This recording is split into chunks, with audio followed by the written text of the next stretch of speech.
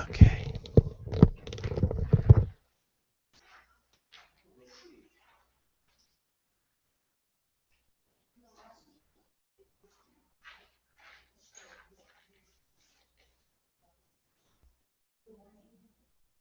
Hi, how are you?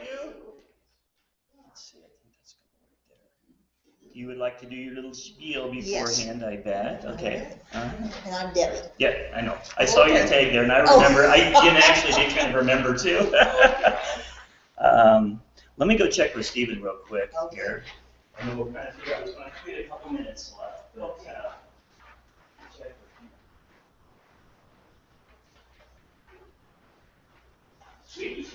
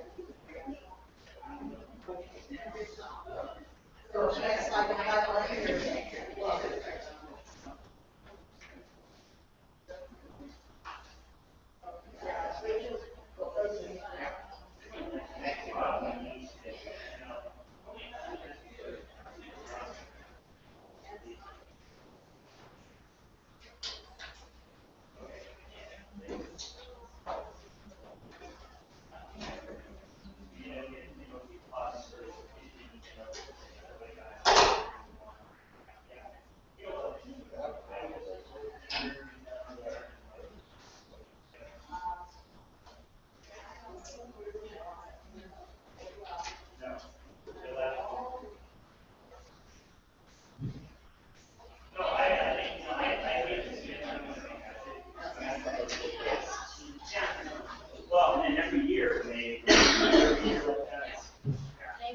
no problem, no problem.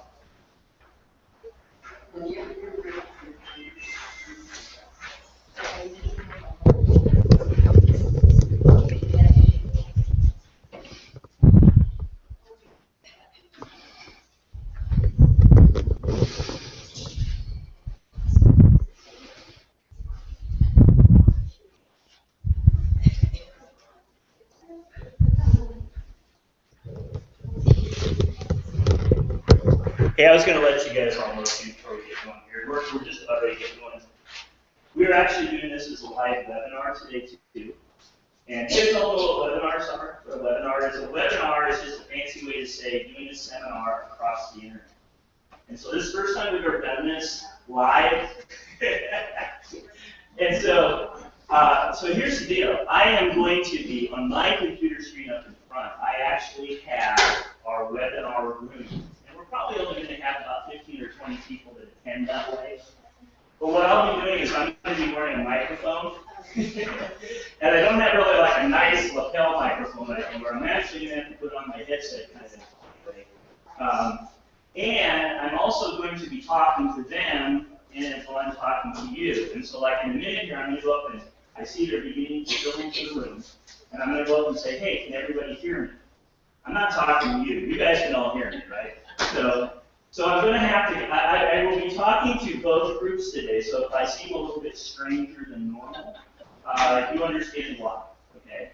A couple more things too. It was one of those Thursdays where things just didn't go the way they were supposed to this morning, and so we I apologize that we didn't have everything all set. Yeah, stuff happens, you know. And so at least we're all here. The weather's nice outside. It's cool in here.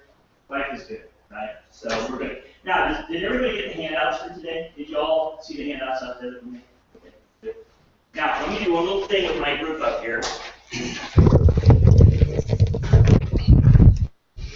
Hi there, folks that are on for the webinar. Can you guys hear me? If you could hear me, can you go over to your little chat window and can you say, yes, I can hear you?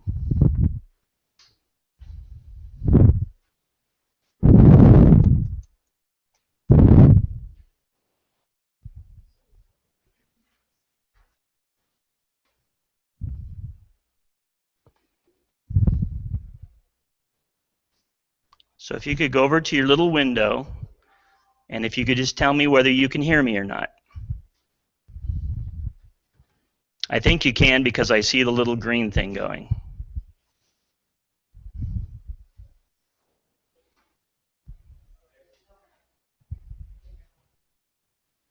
Ah, yes, they can hear me. I hope I'm not too loud. I will be talking a little bit loud. Is this too loud for everybody, or are you okay? Yes, everybody can hear me. Good. Life is good. All right, I think we'll go ahead and get going. Is there anybody out there? Is there, Debbie? Couple more? Okay. Okay, okay. Well, we're going to get started here in just a minute. And for you folks attending through the webinar, hopefully you'll be able to hear me through the whole time. And hopefully you'll be able to see the screen. So this will be kind of a fun experiment.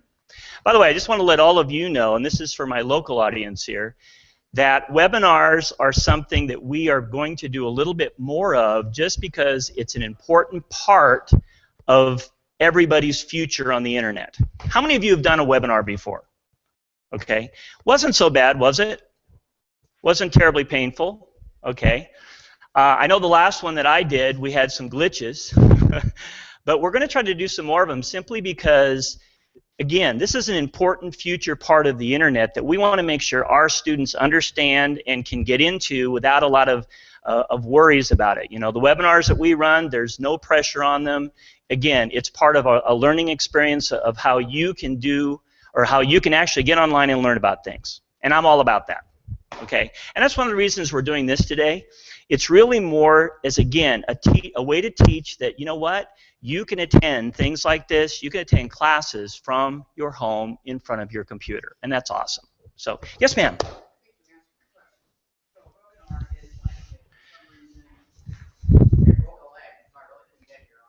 Heaven forbid, right? Yes, and what she asked was, she said, so a webinar, to define what a webinar is basically where it's where you can attend some type of event, such as a seminar we're doing, or a live class that somebody is doing, but instead of having to come physically here, like you guys did today, you can actually attend it from home, in front of your computer at the specified time. Yes, and the great thing about this whole webinar thing nowadays is simply that it's much easier to do from your perspective than it was ever before. It is not a hard thing to do. And so it's kind of the future of education. Yeah. Exactly. This would be from home, and it's across the internet. There's nothing special that's needed to attend a webinar. So, very good. Okay, so I'm going to turn it over to Debbie for just 1 second, okay?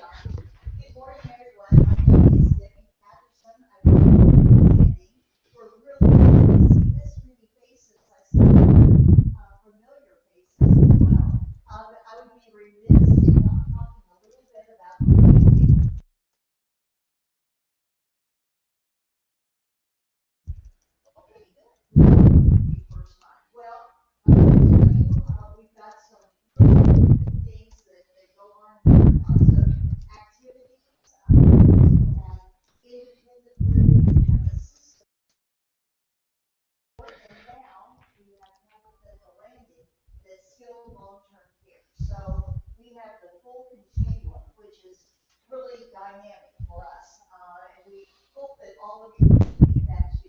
I've got my business card at the back. There's a flyer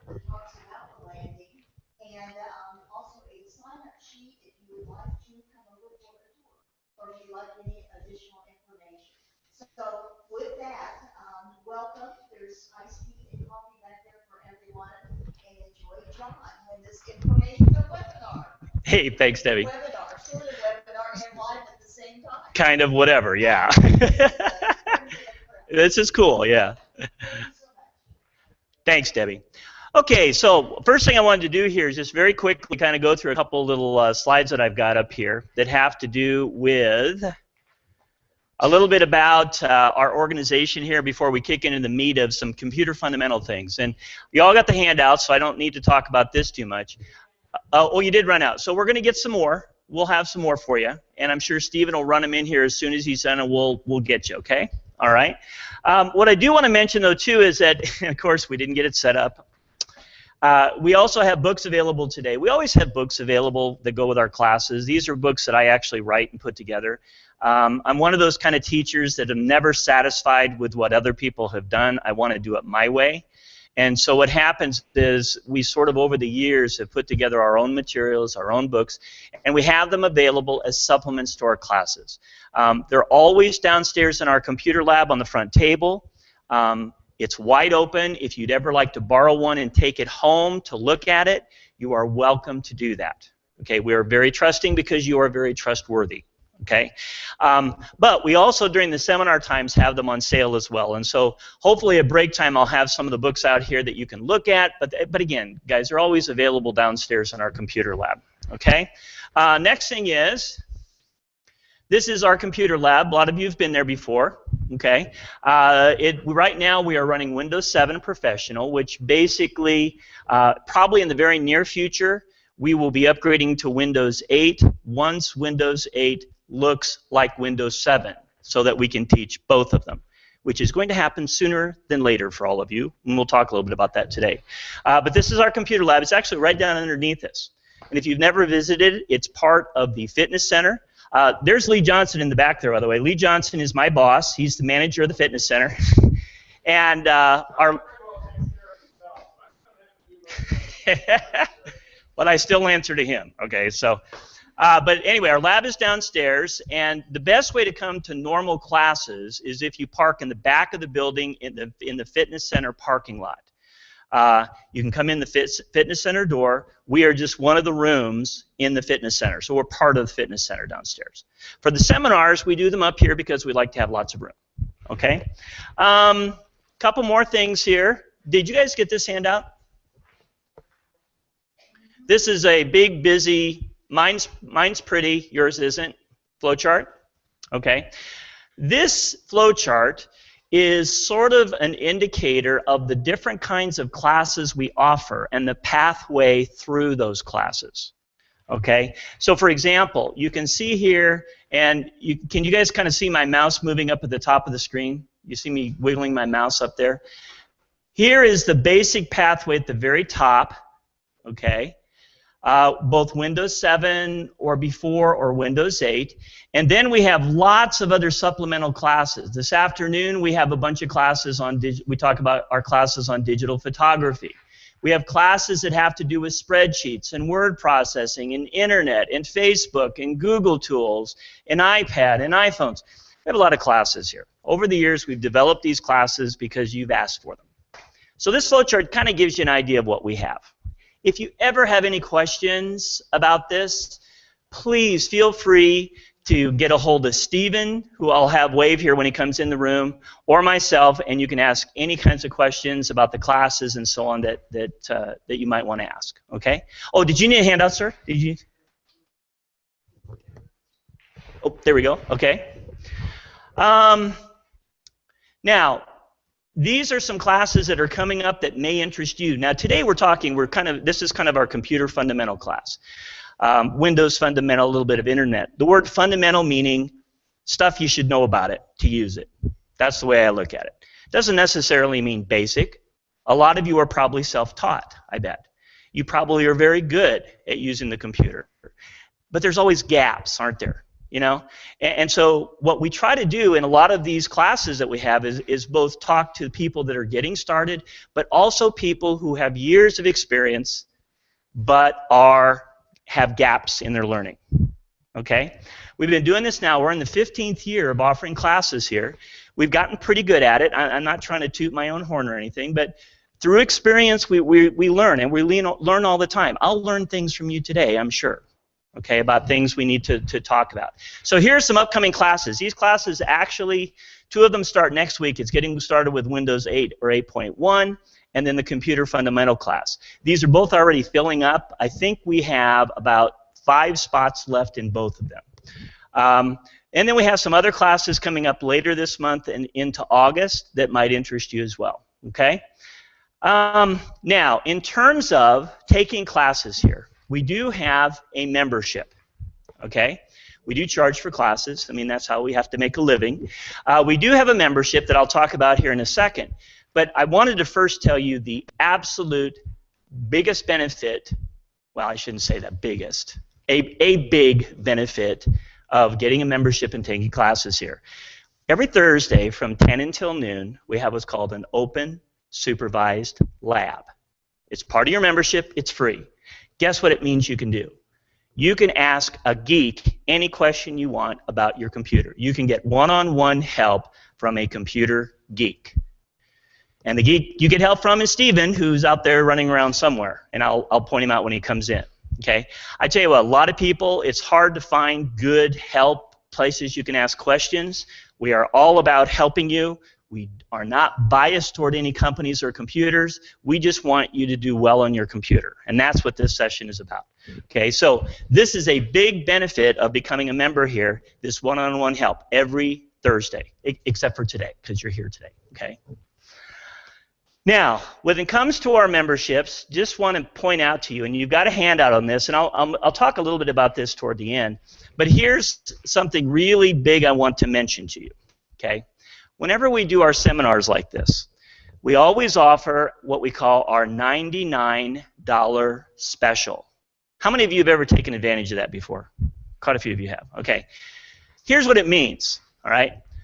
Normally, our classes, the full price for our class is about $25 per session, okay? With the $99 special, what you're basically doing is you're getting a membership and you're pre-purchasing 5 sessions, 5 credits for $99. That brings the cost, the per class cost, down to $19.80. A lot of people like to take advantage of this because it's the cheapest way to take classes here. Okay? I should also mention to you that if you ever retake classes, they're half price. They're $10 a session. So whenever you've taken a class once, you can come back and repeat it at half price forever and ever. Also, this never expires. Okay? So if you get the 5 sessions and then suddenly you don't come back here for 2 years, we still keep track of it. In 2 years from now, when you come back, you can still get the class sessions. Okay? So you have a handout that talks about the memberships. I won't belabor it, but this is, and if you have more questions about it at break time or after we get done today, you are welcome to head us up for this. Yes, ma'am.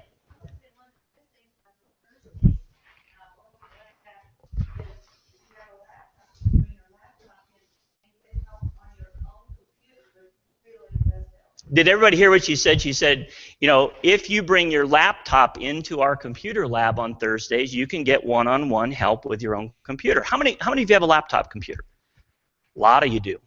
Pretty common this day and age. Very good point, thank you, and I'll pay you after class. The check's in the mail, okay?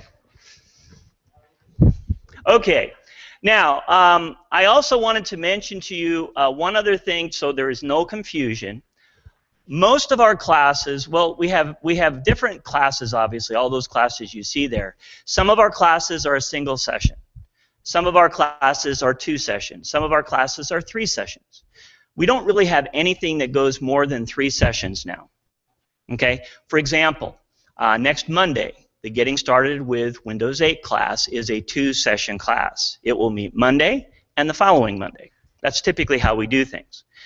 Each session, each of those sessions is counted as 1 class credit. So it would cost 2 class credits to take the entire Windows 8 course. Okay? Just so that there's no confusion there. And again, if you guys have questions about this, hit me up. Okay? Or hit Stephen up at break time. Okie dokie.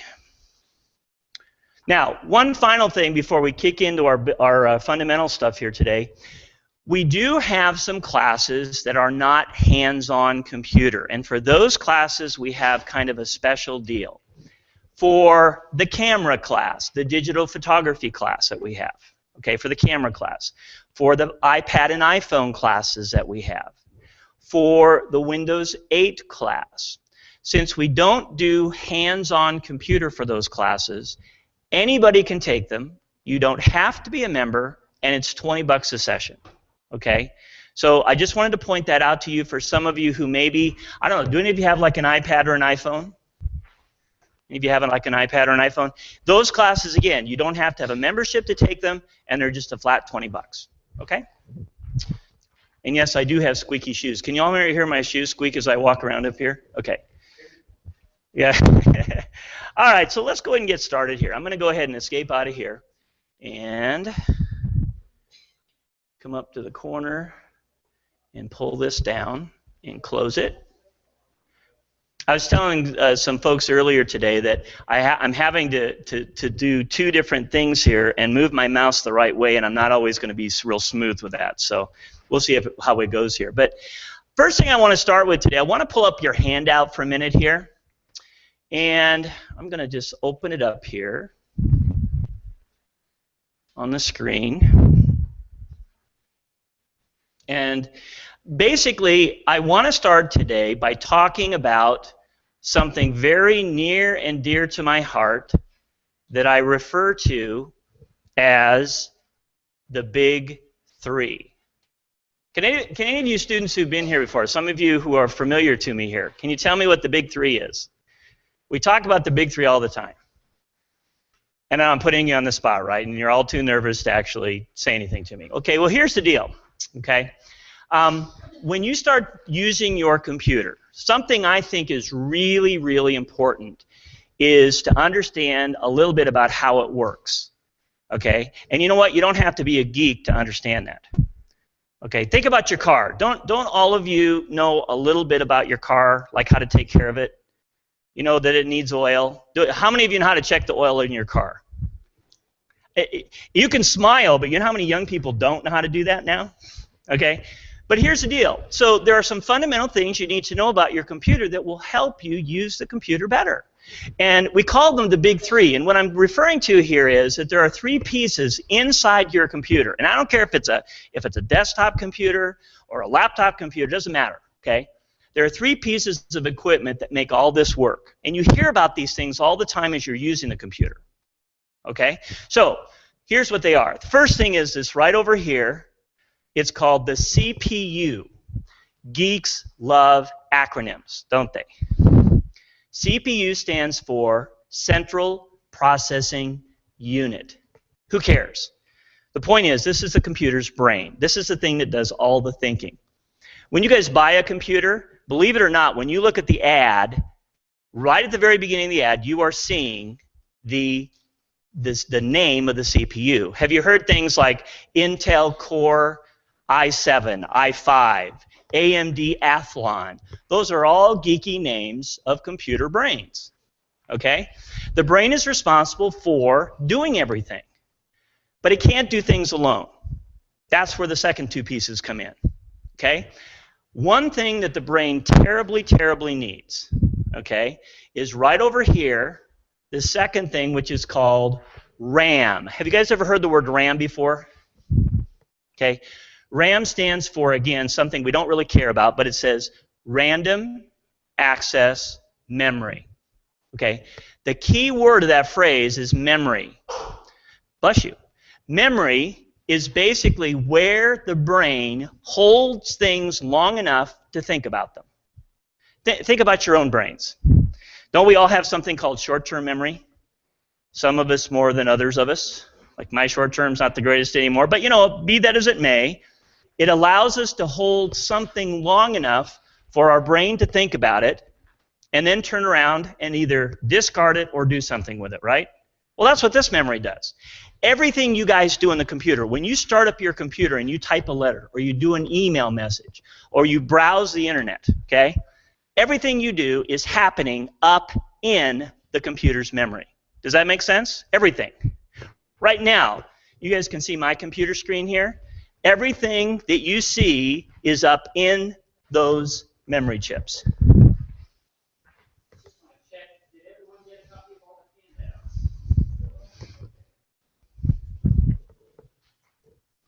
So here's the deal then, okay? And I believe it or not, I'm coming to something here, okay? So let's just say for a minute that I am typing a letter to somebody on my computer. And let's just say that as I'm typing my letter, that suddenly my power goes out in my house. Okay? Can anybody tell me what happens to that letter? I hear the word lose a lot. Would you all agree with that? We lose it? You have faith, don't you? But you know what? You know what? Actually, though, unless you've made precautions, you'll lose it. And here's the deal, okay? Memory is volatile. It simply means it has to have power to run. And if your letter, as I said, is up in memory when you're typing this thing, okay, it's gone. It's totally gone. So let me ask you this question then. If you want to be safe as you're typing your letter, and if you have an inkling the power is going to go off, what should you do? Save it. You all said the word save, and that brings us to the third piece of equipment here. Okay? This down here is called your hard drive. This is your hard drive. All right? Think of it as the word storage. All right? Now, your computer has different storage devices. The main one is inside the computer, and it's called a hard drive. Okay? That's kind of what it looks like if you pop the top off of it. Your hard drive is where everything is stored. Everything is saved. And it's great because when you turn off your computer, guess what? It doesn't go dead. Everything is saved magnetically. So next time you start up your computer, next time the power comes on, guess what? If you save your letter, it will be there. You can pull it up into memory and again work on it. Does that make sense then? So you see, I tell you what, and if you guys know these big three components, you know more than most people do. The key again is you have a brain called a CPU. It needs what is called memory. Everything you do is up in memory. But if you want to save your work for the future, you have to save it to this thing we call the hard drive. Does that make sense? Any questions about that? Okay? Now, one of the reasons that I like to bring this up right off the bat is because my whole thing in using your computer, okay, is that as you use your computer, okay, and you're using this thing called Windows, Microsoft Windows, it's behind everything that you do, okay? And every one of you at some point is going to create something that you want to keep for a long time. Well, guess what? You have to save it, okay? So what I want to do next here is talk a little bit about some of the basics of using this thing we call Windows, all right? And what you're looking at right now is my computer screen. It's a little bit cut off at the bottom, but I think you can see it okay, can't you? All right, what do we call, once your computer starts, what do we call this area out here you're looking at? What's it called? The desktop. Why do you think they call it the desktop? What can you relate it to at home? Like a desk, maybe? You know, some of you may have a desk or a table at home, right? Where you do things, right? And that's what this is in Windows. It's called the desktop because everything you do is going to happen out here on this area. Okay, it's called the Windows desktop. Now, let's look at some different parts of it out here, okay? First of all, you're going to notice that out here we have little tiny pictures, and here's one of them right here. I'll just kind of drag it over. There's a little picture. There's a little picture. What do we call these little pictures? Icons.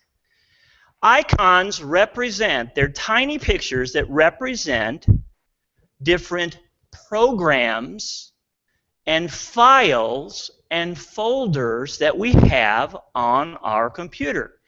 Guess where all of these programs, files, and folders are located? What piece of equipment do you think they're sitting on? The hard drive. That's right. Okay? That is right. And what these little icons represent is a way for you to tell Windows, start this up, open it up from the hard drive, pull it into memory, and do it. Okay? So for example, if I come over here to this icon called computer, well, let me go over to this one right here. Okay, this is actually our little folder for our seminar today. Okay, so if I come over here, I can use this icon, this to start up that particular little program. Now, let me ask you this. So you can see this thing up here, you can see this icon, you can see this desktop, but what is it that you use to work with it? A mouse, or some of you might use a touchpad, right? How many of you use a touchpad, by the way? Good.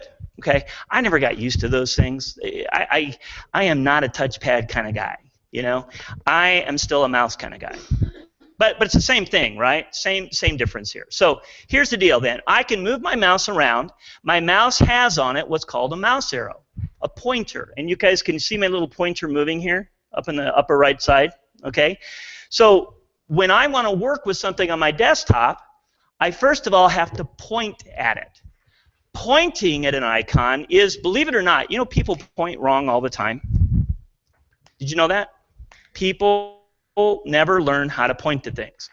So if I come over here, for example, what I want to tell you today is if you're going to point at an icon, take the tip of the mouse and stick it in the middle of the picture. Can you guys see what I'm kind of doing there? Don't point at the words. Why do you think you don't want to point at the words necessarily? Because this can happen. What if I come over here and I go click, click? Can you guys see that up there? What did I just do?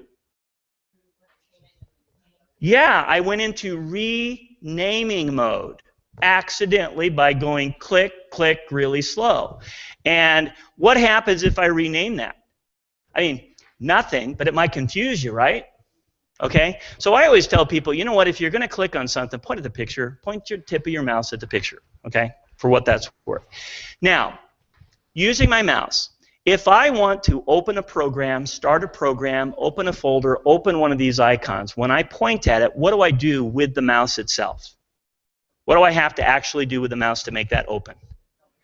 Double click, okay? Meaning that I'm going to, and which mouse button is it that I double click? Yes, and so let's talk about that for a second, okay? You could get through your life with a computer having one mouse button, the left one.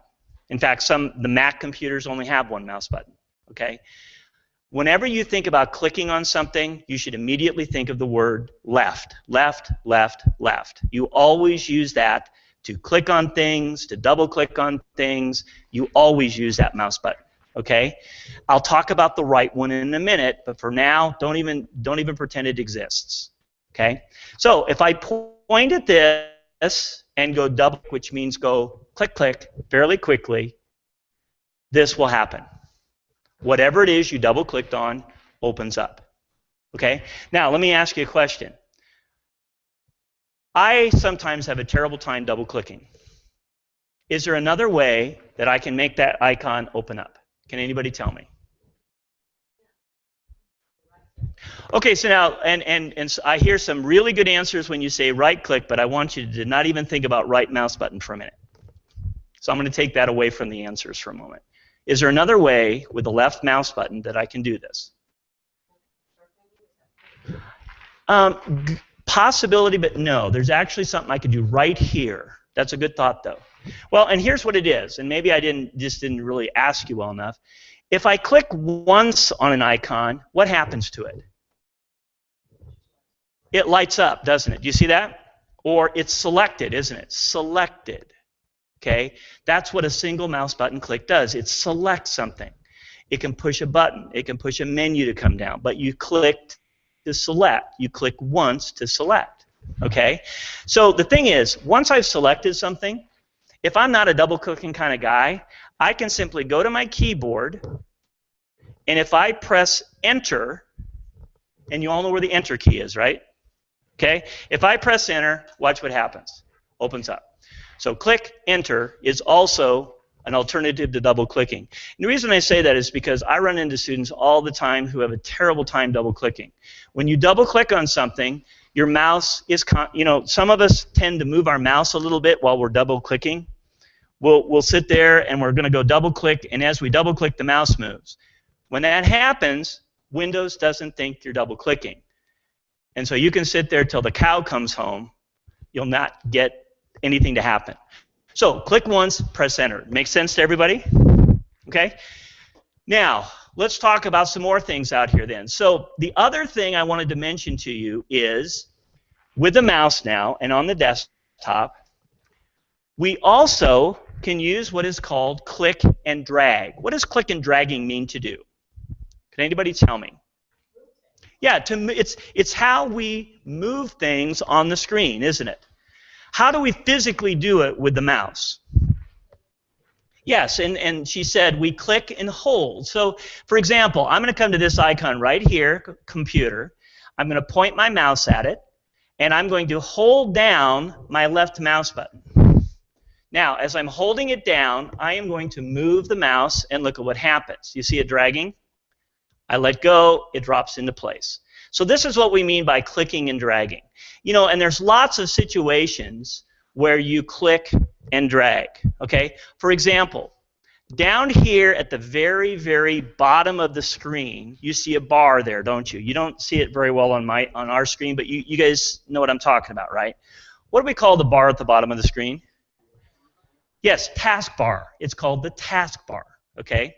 And on the right-hand side of the taskbar, you see the time. You see the time over there, and then a lot of times you see other little icons over at the side. Can you guys relate to this at home? What you see at home? Okay. Well, first of all, the little icons that you see over on the right-hand side are showing you pictures of what are called memory resident programs. Now, think back to what we said memory was. Remember? The brain needs memory, doesn't it? Okay. Well, these little programs called memory resident programs are up in memory the minute you turn on your computer. They sit in the background the entire time your computer is turned on. Here's a great example. Your antivirus program. How many of you have an antivirus program? Good. I'm glad you all raised your hand on that one. Okay. Here's the deal. Your antivirus program is constantly running in the background. It's always sitting up there. Okay. It's a memory resident program.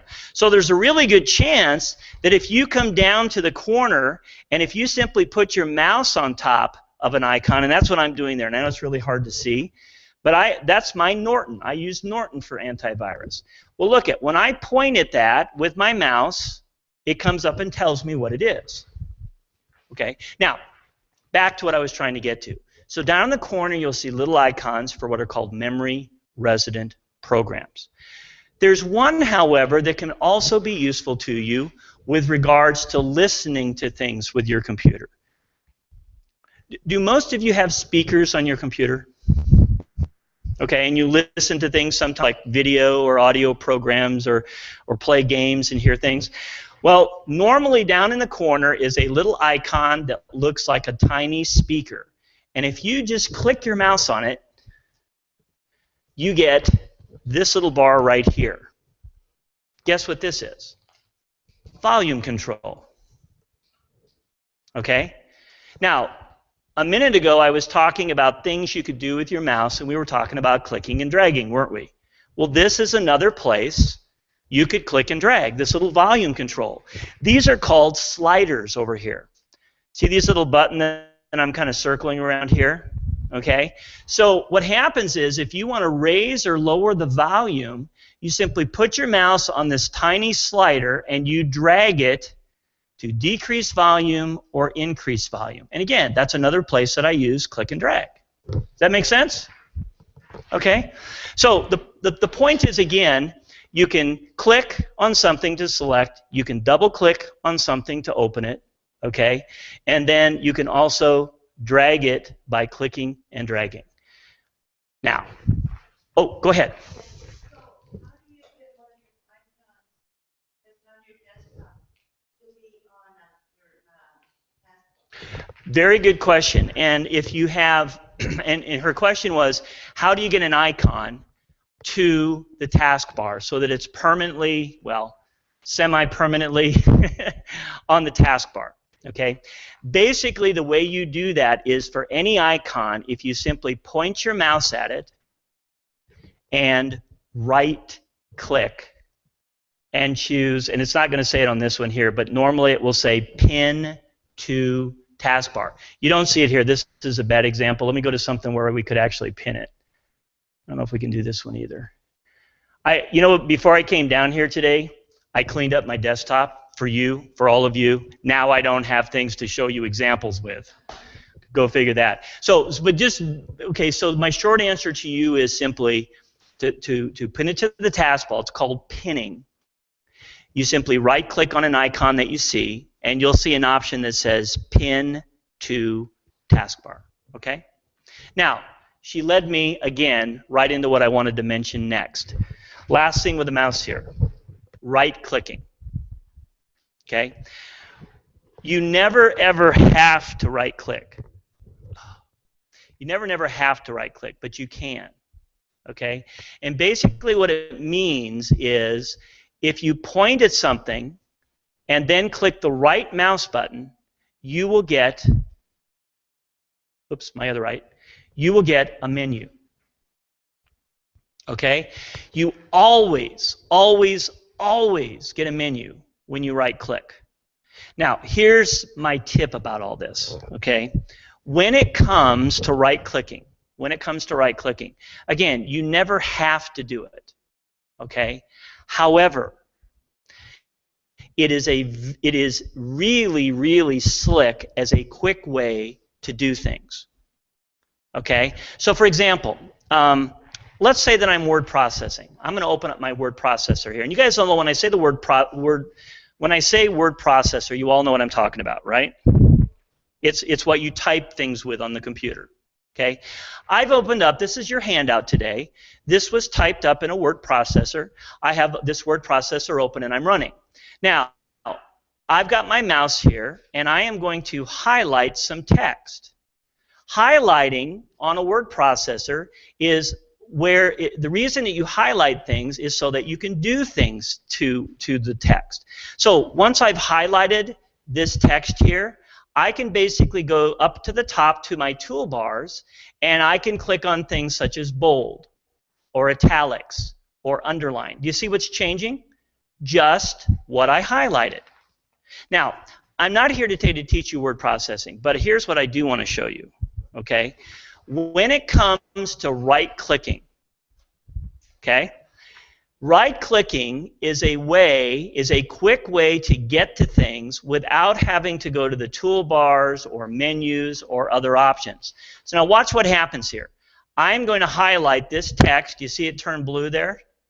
And I'm going to right-click on it. Can you see the menu? It's kind of hard to see, but do you see the menu there? The menu says I can choose fonts here. I can change the paragraph. I can do bullet. All of these things have to do with the fact that I have highlighted and right-clicked on text. Now, let's go back out to the desktop. Okay? So I'm going to point just in a blank place here on the desktop. Right-click. Now, look at that menu. Is it different than the one you just saw? Yeah. Totally different. Because what was I pointing at when it came up? Yeah, the blank desktop. Look at what I get over here. Let's go to computer once. Right-click. It's different. Okay? Go to the taskbar. Right-click. It's different. So here's my point. Okay? Right-clicking with your mouse is something you never have to do. But if you point at something you want to work with and right-click, it will usually bring up a menu of quick ways to do things. Does that make sense to everybody? So start trying to right-click. You'd be amazed at how much stuff how much cool things you can get. Okay? Okay, now what I want to talk about next out here is in working on the desktop, another fundamental thing that comes up is how do we work inside of a window? Okay? Windows is called Windows because what do we work in? Windows. Okay? So if I come over here and if I open up this little folder here, this little folder icon, it opens into what we call a window. Okay? Everything you do is in Windows. So if you're playing a game of solitaire, and then switch over and start up your email program, and then switch over and start up your web browser to go visit Google, and if you don't close anything, how many windows do you have open? 3. Okay? They're layered on top of each other on your desktop. So, for example, if I open up Word, okay? Here's my word processor, okay? My word processor right now is sitting in a window on the desktop, okay? Now, hidden behind it, though, is that other window. Do you see how it's layered on top of it? Now, if I pull this one forward, this one's on top of the other one. So do you see how they exist in layers with each other? Okay? Now, here's the deal then. When you open up a window, you have things you can control about it. In the upper right-hand side of the window, you have what are called the Windows control buttons. Do you see them up in the corner up there? Everybody pretty much knows what the X is for, don't you? How do you close this window? With the X. All right? So X is how you close, you exit it permanently.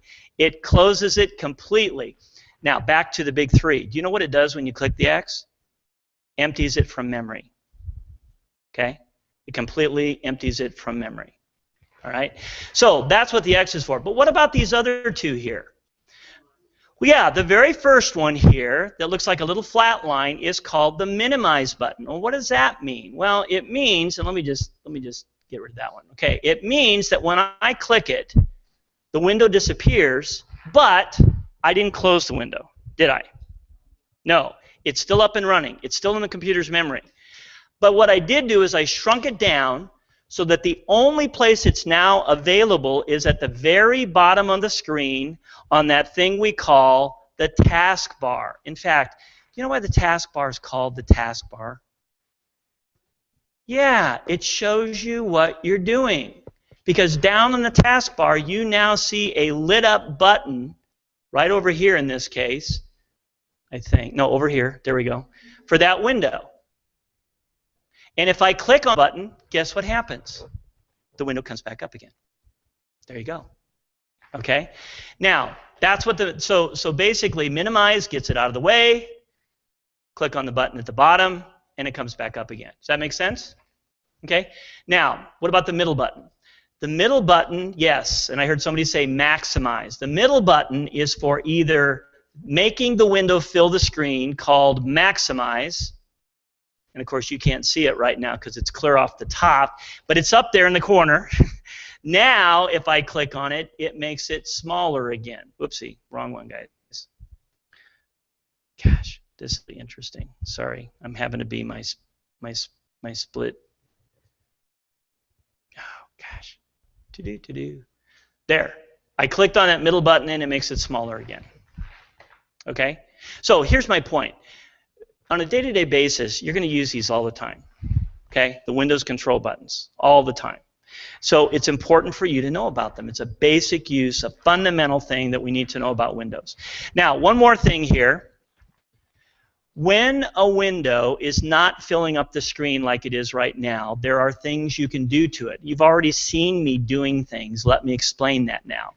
First of all, at the very top of the window, do you guys see where I'm moving my mouse up there? Okay. That is called the title bar. And it's usually a great big long blue or colored bar that sometimes even has the name of the window you're in. So for example, if you were playing solitaire, it might say solitaire up there. But here's the deal. If you point your mouse at it, which means put the tip in the middle of it, like I'm doing, and you drag, guess what's going to happen? You can move it around. See that? I am simply clicking and dragging to position it. Now, along with that, if you put your mouse along any edge of the window, and you can see that the window actually has a frame around the edge. You see that? It's a little thin blue line. And if I position my mouse just so it's exactly pointing at that line, my mouse turns to a double-headed arrow. Okay? Now, here's another little tip about Windows. Your mouse always tells you things. Your mouse always tells you things that you might be able to do. And when your mouse turns to a double-headed arrow, what's it telling you? Yes, exactly. It means that if you drag your mouse now, you can size whatever it is you're dealing with. In this case, it's a window. Okay? So if I go click and drag, you see what I can do? I can go to this side over here. Click and drag. But now, it isn't going to work until my mouse turns to a double-headed arrow. The corner, I can do both. So that's how you can size a window. Okay? Now, how many of you, let me ask this question, and I should have asked it at the very beginning of class today. How many of you have, we'll say, Windows 7 at home? A lot of you. Okay, good. All right. How many of you have Windows 8? Quite a few of you. Okay, good. How many of you have something other than Windows 7 or Windows 8? Couple of you. Like Vista maybe, or XP? Okay. Ooh. Well, we don't have internet. Okay, good. And I think we've good. You're fine then. What about 8.1? I just call Windows 8 includes 8.0, 8.1, and 8.1 update. So includes all of them. So we're good. And then does somebody else have like Vista maybe? Or okay, great. That's no problem. So here's the deal. Okay, I'm talking directly now to Windows 7 and Windows 8 users. This will not work with the older versions, but that's okay. No big deal. All right. There is a trick where instead of using the maximize and minimize, or the the middle button here to make it big and small, you can actually take your mouse, and if you go to the title bar and just shove it against the top of the screen, like I've done, and let go, what does it do? Maximizes. If I now take my mouse up to the top of the screen to the title bar and drag it straight down, do you see what it did there? I don't use the middle button anymore. Okay? This will work for both Windows 7 and Windows 8. All right? So it's just a quick way to maximize, minimize. Now, I want to pause for a moment, and because we have quite a few Windows 8 people here today, I want to mention a couple things about Windows 8 that's a little different for you guys. Okay? First of all, everything that I've talked about here is exactly the same for you guys when you are on the classic desktop. Do you Windows 8 people know what I'm talking about? Okay? Windows 8, don't you see this desktop in certain situations just like always? Sure you do. It's called the classic desktop. But here's the deal. Unfortunately, well, I shouldn't say unfortunately, that's not a nice way to put it. In Windows 8, you also, however, okay, when you oftentimes start up your computer, you will be faced with what I'm going to show you here next. Does that look familiar to some of you Windows 8 people? And if you don't have Windows 8, here's what you'll be getting into eventually. I promise. Everybody will eventually be led into this. Okay? This is called the Start screen. This is what Windows 8 now looks like when you start up your computer. It scared the heck out of people when they first saw this. The first time people used to turn on their Windows 8 and they'd see this and they'd think, oh my gosh, what has happened? Where's my desktop? Where are my icons? Where is everything? Okay? Well, here's the deal. The Start screen is basically simply a screen that instead of having icons on it has rectangular colored squares we call tiles. These tiles represent programs. To start a program, all you have to do is go click. That's it. And it starts it up. Does that make sense? Now, here's the problem with that. Okay? Guess what kind of people Windows 8 was really made for? Was it made for people with a mouse? No. It was made for people with touchscreens. Microsoft is heading toward the touchscreen world, which is becoming very popular, and this is their way to do it. The problem is, us poor mouse people who still use these mice, this is a cumbersome place to be for us. We want to be back here at the good old desktop. Okay? So here's the deal. All right? Windows 8 is really two things meshed together. It is the start screen side that looks like this, but it also still has the classic desktop. Now, here's the good news for all of you. Guess what Microsoft is doing or has started to do over the last year? They are starting to take steps backwards because we are all complaining. And even with the next version that comes out, you are going to see more and more of our old-time important things, such as the taskbar, the start menu. All of that stuff's going to come back because we want that. Well, some of us do. Okay? So the point is, this is what your screen in Windows 8 looks like. Now, a couple real quick notes here. Okay? For those of you who are starting to use Windows 8, let me just mention to you that the most important thing to understand about this start screen is that where you position your mouse can make a big difference. Things just pop up depending upon where you put your mouse. If you, for example, take your mouse and put it down in the corner of the screen, do you see where I'm moving my mouse here? Now this is just a screenshot, so it's not really going to work, okay? But if I put my mouse down in the corner of the screen, in Windows 8, a little button comes up that if you click it, will take you back to the thing you were just doing. Okay? If you take your mouse to the other side of the screen, let me see if I think I have some screenshots here. Here we go. If you take your mouse to the upper left-hand side of the screen, you get this little bar that pops up showing you all your open apps or programs. It's called the multitasking bar. So just put your mouse at the upper left-hand side and come down, and you'll see this pop up. Okay? And again, these are all screenshots. If you put your mouse at the upper right-hand side, you get this little bar of buttons called the Charms bar. Now, here's my point, okay? And again, today, we've got a two-part class that this is all we do, okay? We talk about this stuff. But just for you Windows 8 people, okay, the big takeaway here today is that when the start screen comes up, okay, where you position your mouse will change what happens to pop up. The Charms bars at the upper left, the multitasking bar at the upper right will appear, and at the lower left corner, you'll see the little back and forth start menu button. Okay? Now, what I wanted to talk about next, and we're going to take a quick break here because we need to kind of take a break, is I want to mention one final thing here before we take our break. Okay? For you Windows 7 people to finish up this whole desktop thing out here. Okay? And again, this isn't going to help you Windows 8 people yet because you don't have your start button anymore. But you will have again this fall. Promise. I promise. Okay, well, I can't promise. Bill will promise you that you'll have it back. But here's the deal, okay?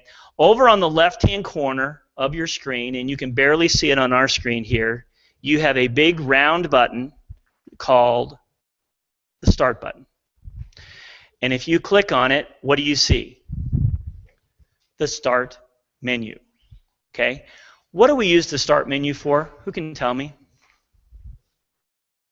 To start stuff, right? I mean, that's why they call it the Start menu.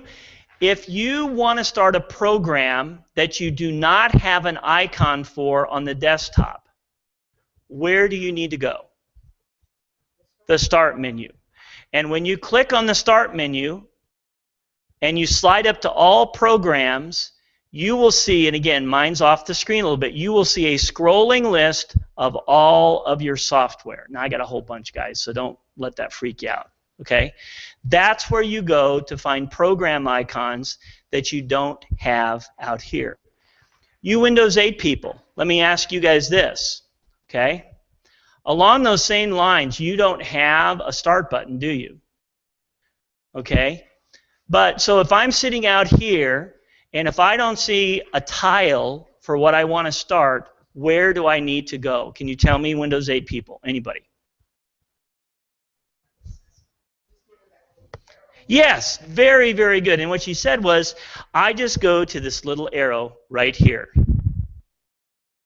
Okay? This little tiny arrow right here is called the All Apps arrow. And when you click on it, it will take you to a screen that looks like this. This is called the All Apps screen. This is a monster big back and forth scrolling screen of every icon of every program you have on your computer for Windows 8. It takes the place of the Start button. Does that make sense to you, Windows 8 people? Okay. All right. Now, what I want to do then is we're going to take a little break here. And did everybody get the drawing, the little drawing slip of paper filled out? If you didn't, now's your chance to do it. Right after the break, we'll do a drawing for a free class. Okay.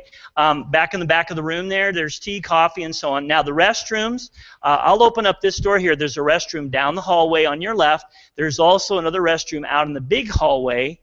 If you come out the hallway and go to your right, down the big hallway, there's also some restrooms. Okay. So let's take a quick break, and when we come back, we're going to talk a little bit of internet. Okay. We'll say 5-10 minutes tops, which means it's way open here, okay? And for you webinar people, I am going to take a quick break here, but I'm just going to leave this all open, and so you can hang out, but we'll probably take about a 5-minute break where you're not going to hear me. So just want to let you guys know.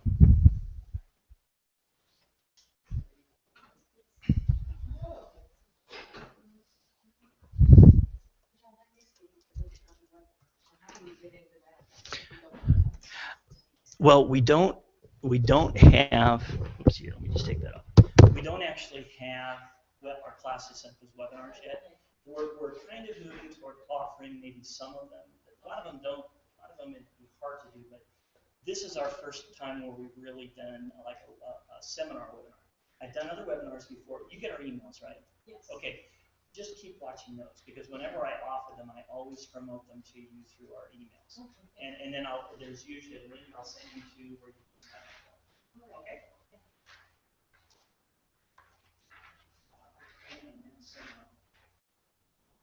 Isn't it fun how you can turn?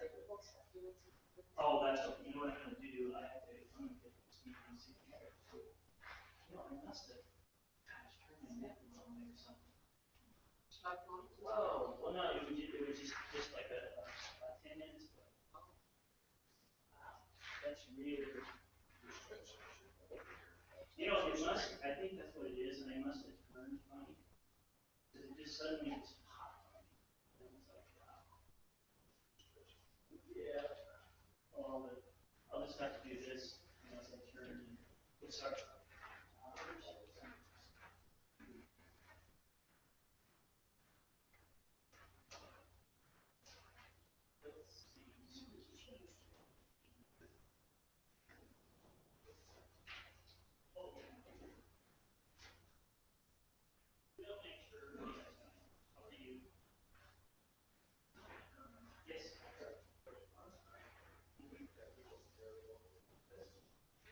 Yeah, but maybe I should have just basically, wow, but that's what exactly it is. When we say we'll share shortcuts, meaning points to a program, meaning that you would delete it, you're not going to a new program. Just a picture that comes. So yeah, that's what it's called, a shortcut. Yeah, you used to.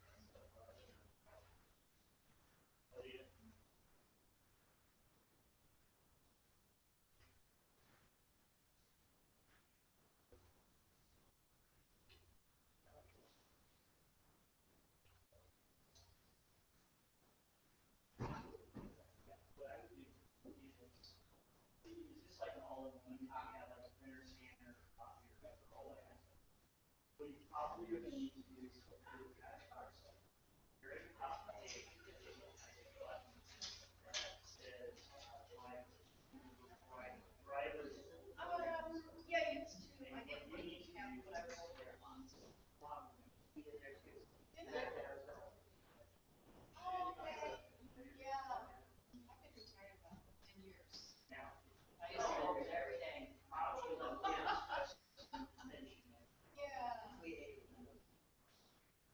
Oh, okay. Oh, in that little tiny. Yeah. Okay. Yeah. Yeah. Yeah. Interesting.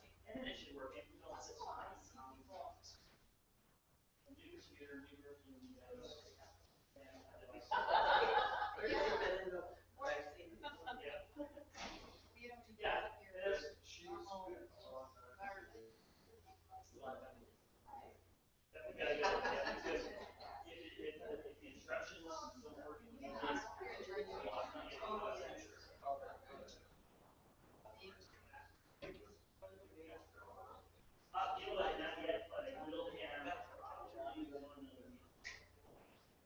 Yeah, but what you do, and what we do is, did you, like, did you give us an email? Right, remember him. What, Yeah.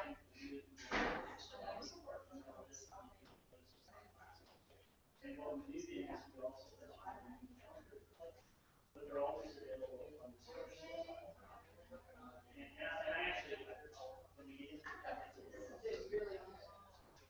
but yeah, so the bottom line is, you know, we need to. Oh, I used to get lunch. But then, I think it's everything else. Yeah, so I haven't seen Pretty him much do it. ever here. Yeah, things change. Things really do change.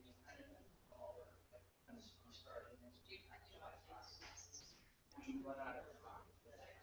But normally, 2 years ago or so, it's been a while. August is next September. And you're already. And you know, I ended up taking classes. This one's Yes. membership. It is a non-hands-on study. Because we don't have to say what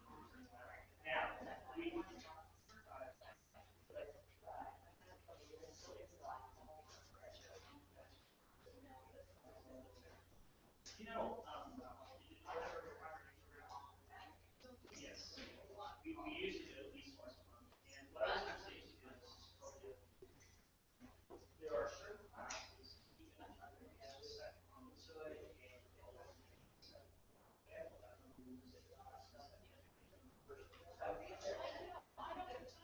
There's some days when and the second we focus on.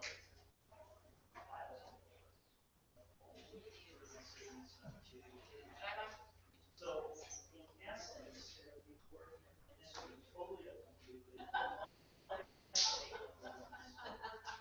you find out that it's new. You always be the second. You won't screw up that. So that's up to you. That's totally up to you. Some people, you know, like to take everything in one policy, but in this case, you probably. Whatever works. We'll be able to sign up like after. Yeah, and so, and I'm gonna talk about that when we come back here, just to help you do that double calendar.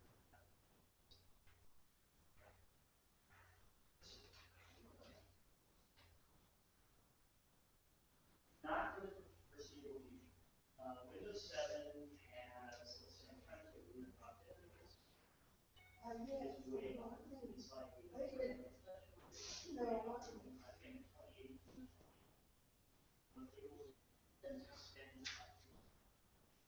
So I would not worry about it, frankly, until you get to the point where you're ready for me. You know what I mean? It's like, it'll probably last a lifetime. I'm fine, you know, like on my Windows 7 machine that I have, I have no information about it. There you go.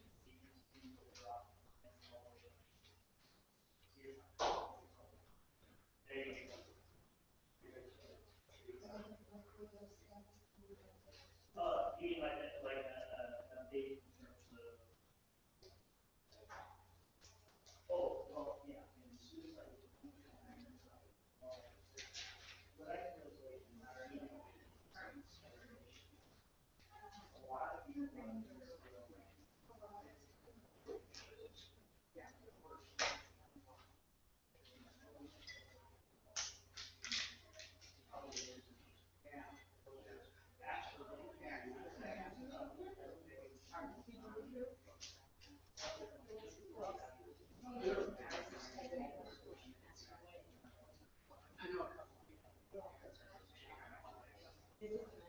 You know, like, yeah, right now, so you just what's going to happen? Yes,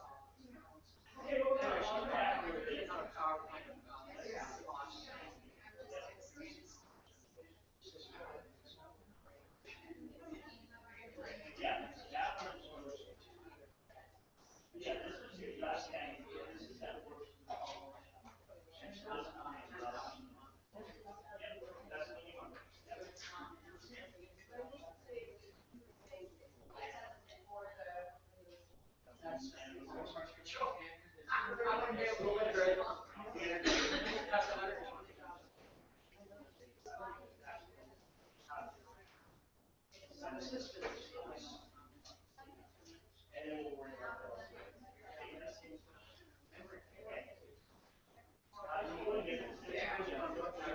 everybody get their name into the basket?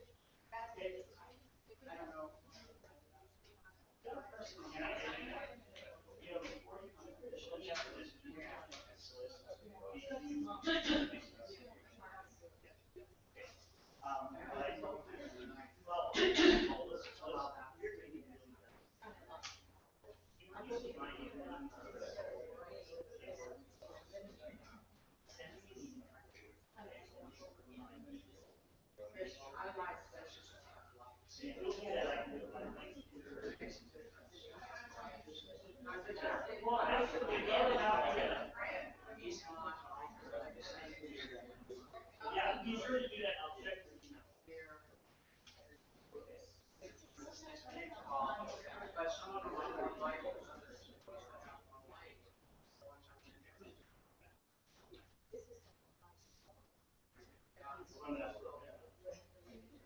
Okay, so awesome. Okay, here we go. Yeah, I'm gonna go ahead and you guys that are expert folders, and you can pick out your own name. I did you guys expert folders. So there's a game you can play with. If you fold it just perfectly, it's a bigger likelihood they'll pull it out.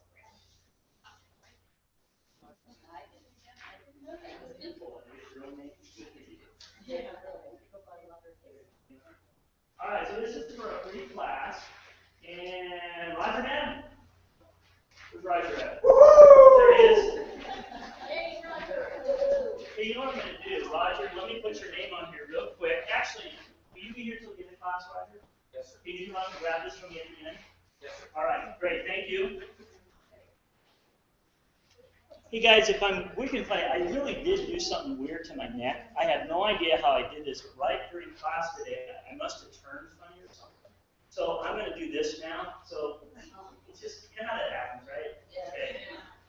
Okay. I don't ever do that, so it's weird. All right. Okay, so if you're doing this by the webinar, I am finally back. Hey, I wanted to mention something here before we continue on. I want to just mention one little thing here to all of you because I had this question and I should have answered it at break time. Hang on here. Let's see. Where is it at?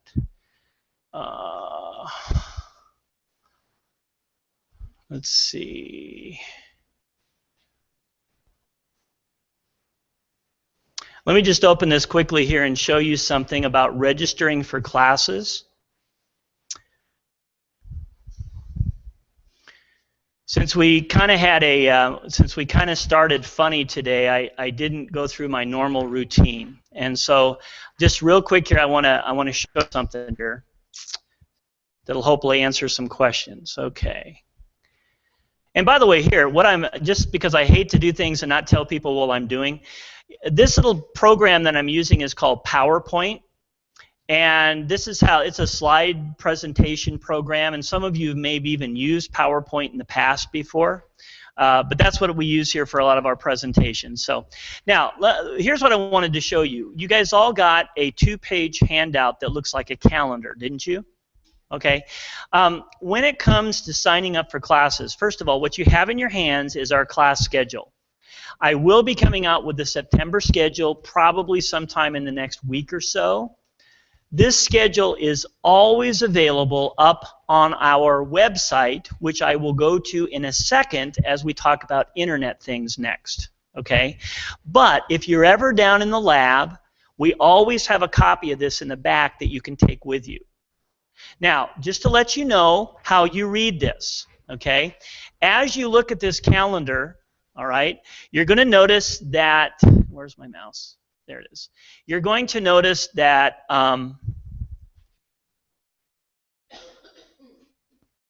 sorry, I'm having to be schizophrenic here and go both ways. There we go.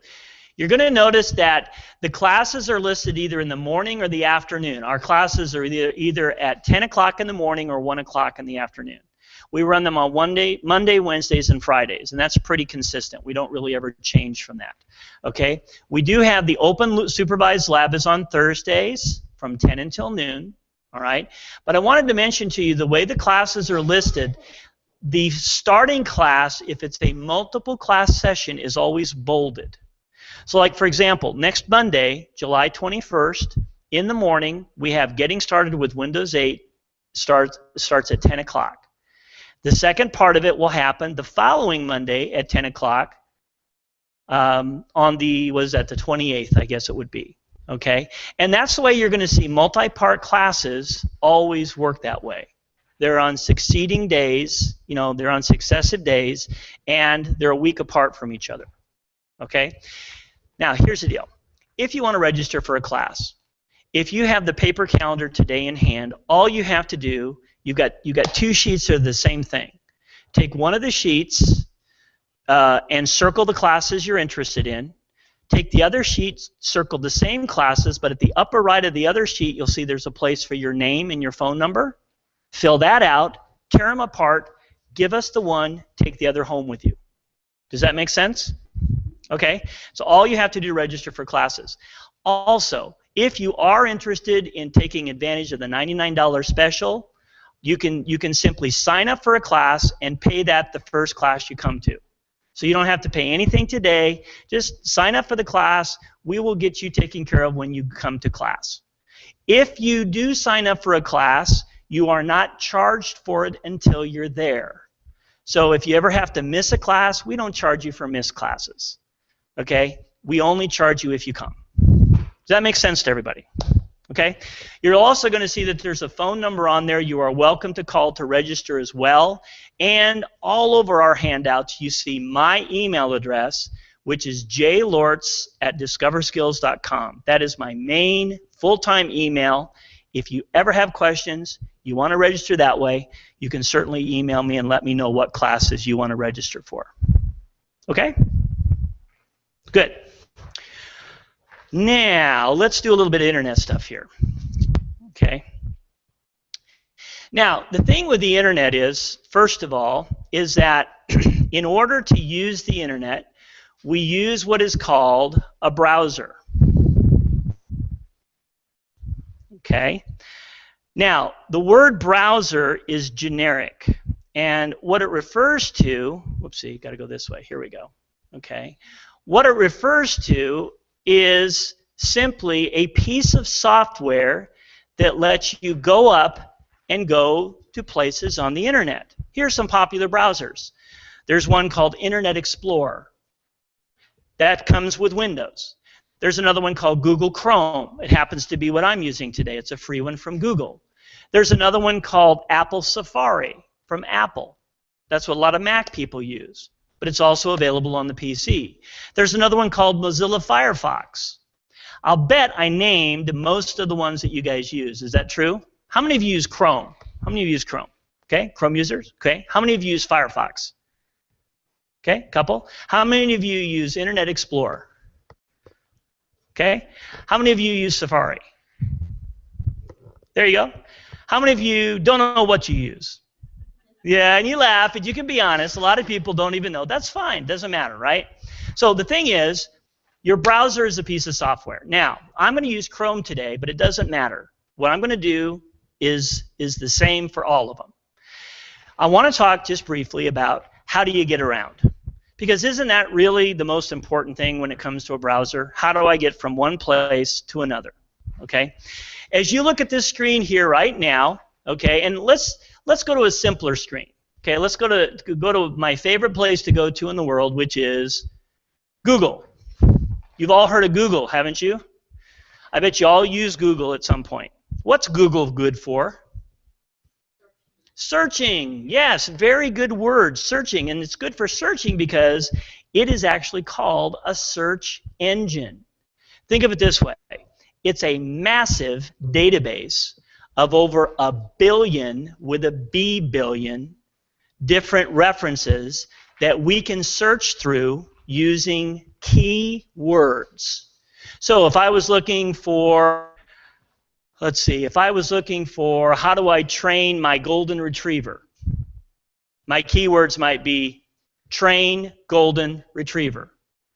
And by typing that into Google, Google will give me back websites, web pages that match that. Does that make sense? Okay? So the thing is, this is Google. But now, how do you actually get around? Well, in our classes, we basically teach this. There are 3 ways to navigate from one web page to another. Okay? No particular order of how I'm going to tell you these, but here's what I'm going to do first of all.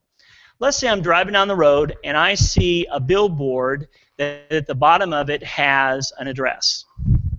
www.something.something. You guys see those all the time, right?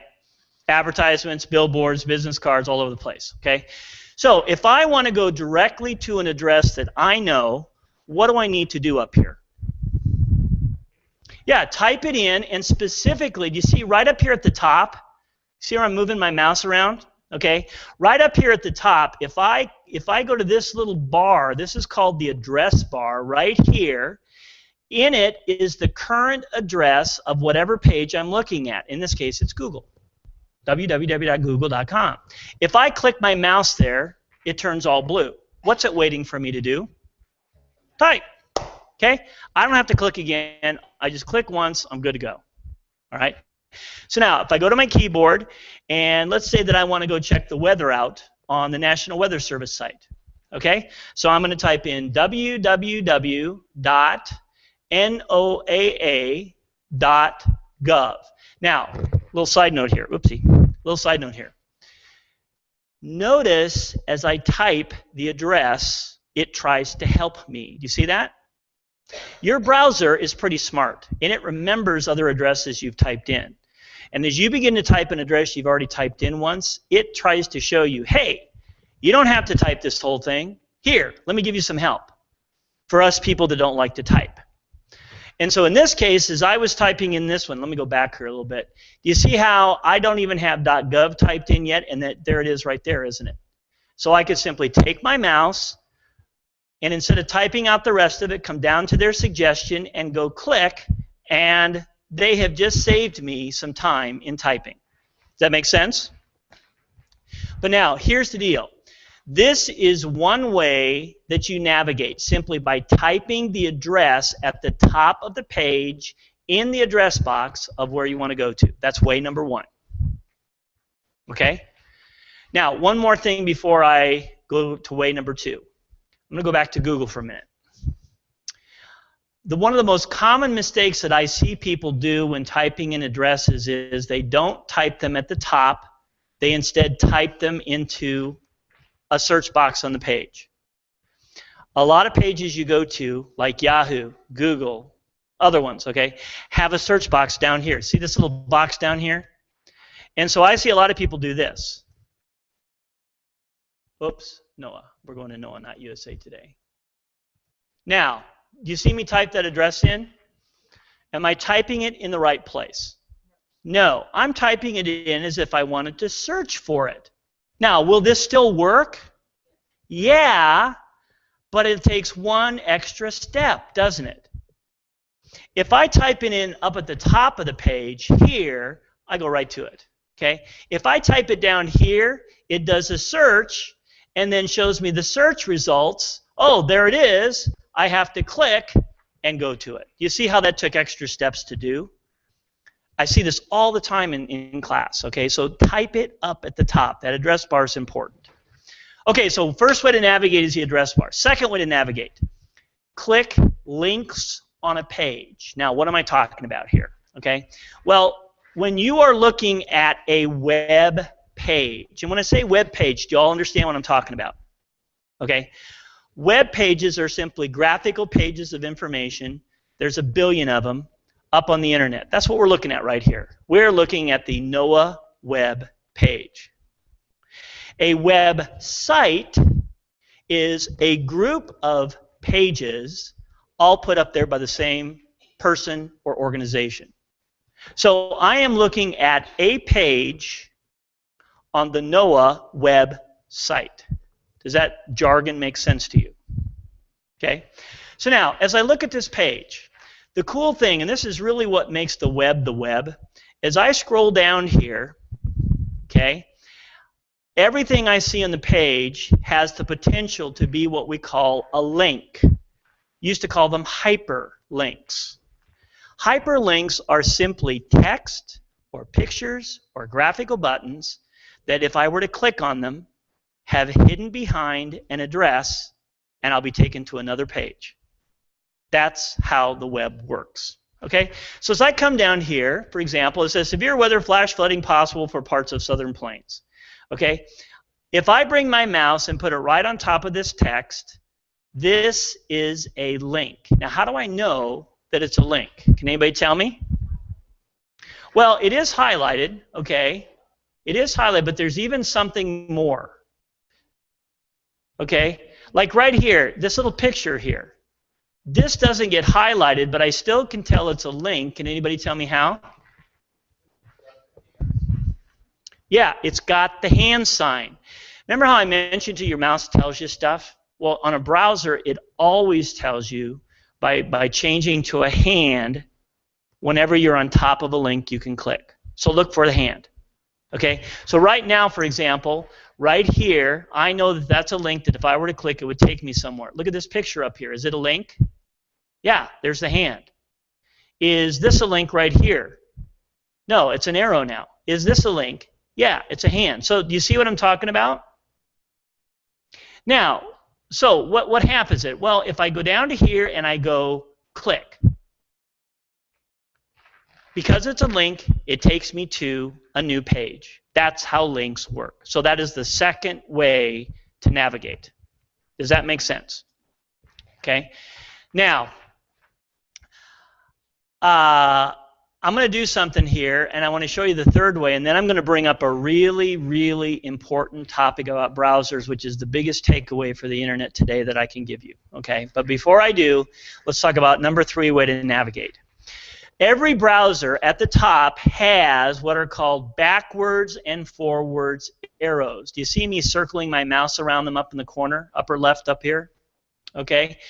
These arrows will light up once you start going somewhere. Otherwise, they aren't lit up. But as soon as you start going somewhere, your browser remembers everywhere you go to during your current sitting.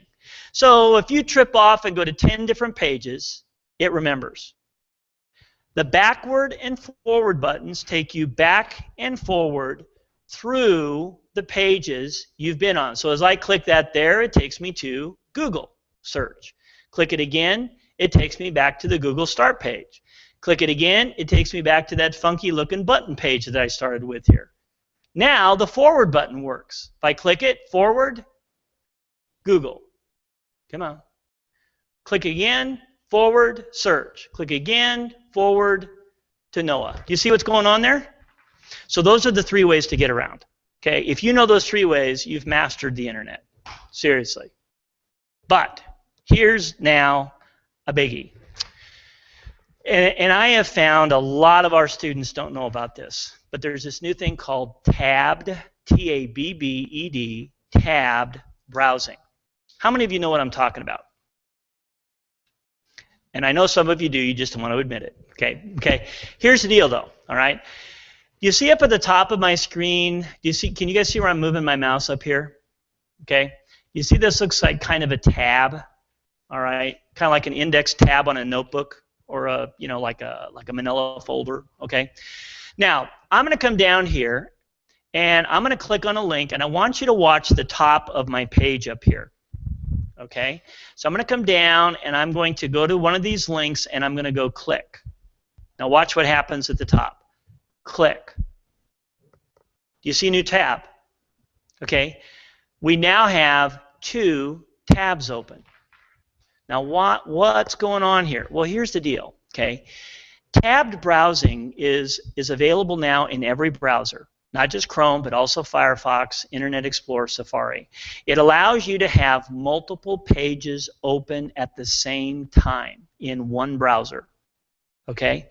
The reason I want to tell you about this is because some websites, like Noah, okay, when you click a link, did you see what it did? It didn't stay on the same tab and switch pages. It opened a new tab up. And you know what happens? People don't notice this. And so what will happen is pretty soon you're sitting here and you're clicking. No, it didn't open up a new one there. I thought maybe it was going to. Let's see, read more if that does. Okay, we click another one. I'm just clicking on links now, guys. Okay, we're going to come over here, click on one over here. Oh, that doesn't, okay, that one didn't do it. Let's go down to here. Nope, that one didn't do it either. Click it there. Nope, that one didn't do it. But you see what happened, though, just in my browsing here? How many tabs do I now have open? 3. Now, most people don't even notice this, okay? But here's the deal, is you go to places that open up in tabs, and suddenly you've got 10, 15 tabs open up at the top, and you don't realize it. What do you think that does to your performance? Yeah. So you need to know about these stupid tabs, okay? Now, the good news is there's good stuff you can do with them, all right? So, for example, first of all, when I have multiple tabs open, how do you think I go back and forth between them? What would you guess? Yeah, just click on it. So if I come back up to the top with my mouse, and if I come over to this NOAA over here and go click, there's that first page I was on. It's open in its own tab. See that? If I come over here to the middle one and click, it takes me to that second tab that I have open. So you see how I get back and forth between them easily? That's kind of nice. Now, the other thing is, as I'm looking at these up here, do you see that each tab has its own little X? What's X almost always do in Windows? Close it. Yeah, so it's for closing, okay? So if I come over here, for example, and I'm done with this tab here, okay? If I simply come up to the little X with my mouse and go click, I have closed that tab. See, now I only have 2 up there. Let me go back to the first one and go click, or the second one. Now I just have 1. So the thing is, once I'm done in a tab, I can click X to close it. But now, here is my absolute coolest favorite thing about tabs. And to do this, I'm going to go back over to Google, okay? And I'm just going to hit the back button because I think that'll take me over to Google. All right, so here's good old Google. Now, I'm going to do a Google search. We said earlier, to do a Google search, you have to think of words that describe things, right, that you're looking for. So I'm gonna do the good old dog training golden retriever thing, okay? So I'm gonna go here to my little box, Google search box, and I'm gonna start typing in dog. Got to spell right though. Training.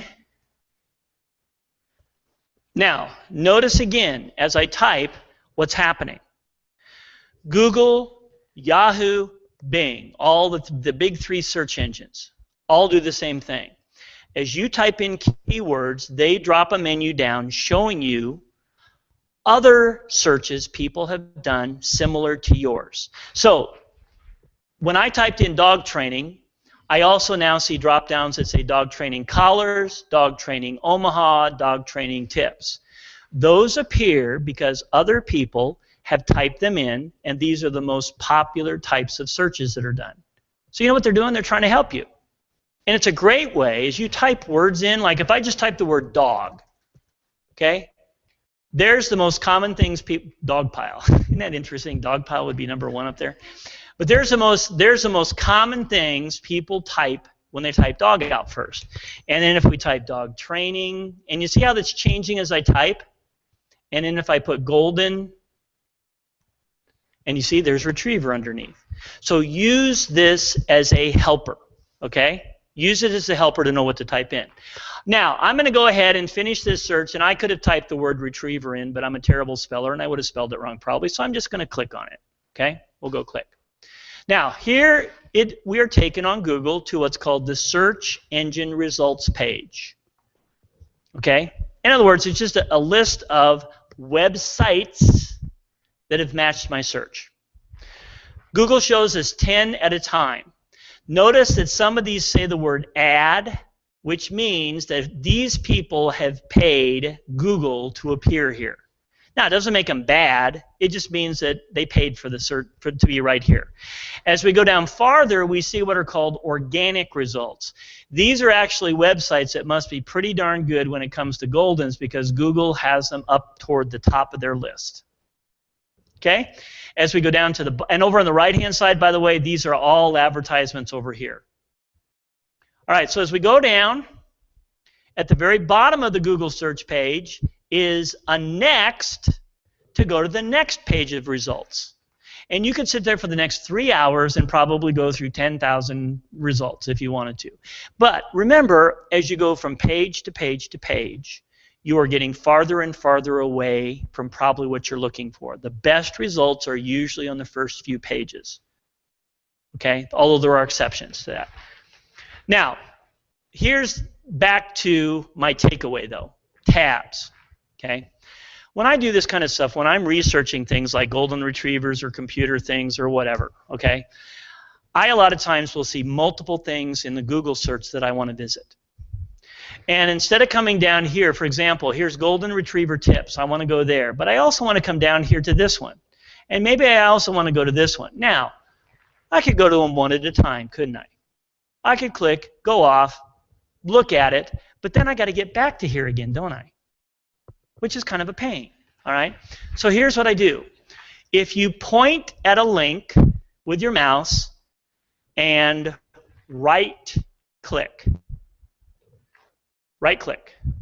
you all know what happens when you right-click in Windows. You always get a menu, don't you? Okay? So I right-clicked. Notice that I have, hang on a minute here. Let me do this right. There we go. I was off of the link, so it didn't give me the right thing. So now I clicked on the link, I right-clicked on the link. Look at what I have up here at the top.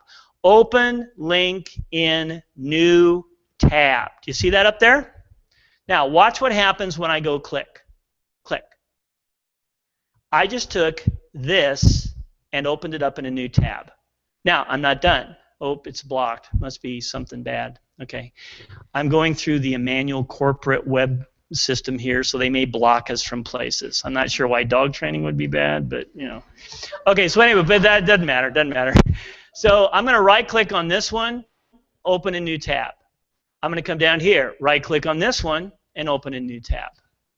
Okay, do you see what I'm doing up there? Now I want to go check these out. So here's the one they blocked. Okay, so now we could look at this page. Isn't that funny? And then, oh, they're going to block all of them. Nope, they took us to this one. Yay! There's the other one. I'm just clicking on tabs up here now. So do you see how we now have opened up 3 separate pages of where we're interested in? We check out the tabs, and then what can we do? Close the tab. Do you see that? Do you see how simple that, I mean, how easy that is? How much easier it is than traipsing off in the same window. So that's my takeaway for you. Okay? When you are looking at a page, and if you want to check a link out, but keep the page you're on available, right-click on the link, open it in a new tab. Okay? Yes, ma'am? Can you close out and then come back and those tabs will still be there? The question is, if you close the browser, is there a way to make it so that the tabs they come back up when you open it again? Look at it later. Yes, there is a way in most browser settings to actually change it so that when you come back in, it takes you to where you left off. That's kind of what it would be. And with most browsers, and I'm using Chrome again right now today, okay? Most browsers have what's called a settings menu. Sometimes it looks like a little gear. In Chrome, it looks like these little lines over on the upper right. Do you see how I'm moving my mouse here? And if I click here, it will take me down. These are different things on how my browser works. And in Chrome, they have something called settings here. Okay? And if I click on it, it takes me to different ways I can change the way my browser works. Okay? Now, just as a side note here, have you all heard the word homepage before? Okay? The word homepage can mean more than one thing. Homepage is sometimes what they call the top page of a website, the very first starting page. So a little bit ago when we were on the NOAA site, we were on their top page, their homepage. Homepage also, though, refers to the first page that appears when you start up your browser. You know, in my household, Google is my homepage because I like to go there first for a lot of things. Some people set their homepage to their favorite news site. Okay? Doesn't matter. The point is your home page can be also what your browser is at when you start it up. Here is where you can change your home page to be whatever the heck you want. And since it goes along with the answer to her question, let me just mention it real quick here. Okay? Now, this is again in Chrome. Could be in any other browser, though. They all work the same. When I come into here, notice that it says on startup. Okay? Notice here that there's an option that says continue where I left off. That is what you would choose if you would like to have your browser always go back to where you previously were when you quit. So like right now, if I quit the browser and I'm on those dog training pages, tomorrow, whenever I come back here, they'd all pop right back up again. Okay? Now, notice that here it says open a specific page or set of pages. And then there's a little link that says set pages that I can click. And this shows me what my startup pages are. Okay? Right now, believe it or not, my home page is Google. Actually, it's dog training golden retriever. That's interesting. Oh well. So anyway, but the point is I can put the address of whatever page I want to start up here. So I could start at usatoday.com or NOAA or Google or whatever I want to start at. This is where I could put that in. Then when I leave my browser and come back to it the next day, my startup page will be whatever I've chosen there. Okay? Okay. Now, that's kind of the basics of some of the browsing stuff I wanted to go through. You know, and here's the thing. I mean, in an hour and a half, and actually I went an hour 40. Usually I go 2 hours over, though, guys, so you're lucky today, okay?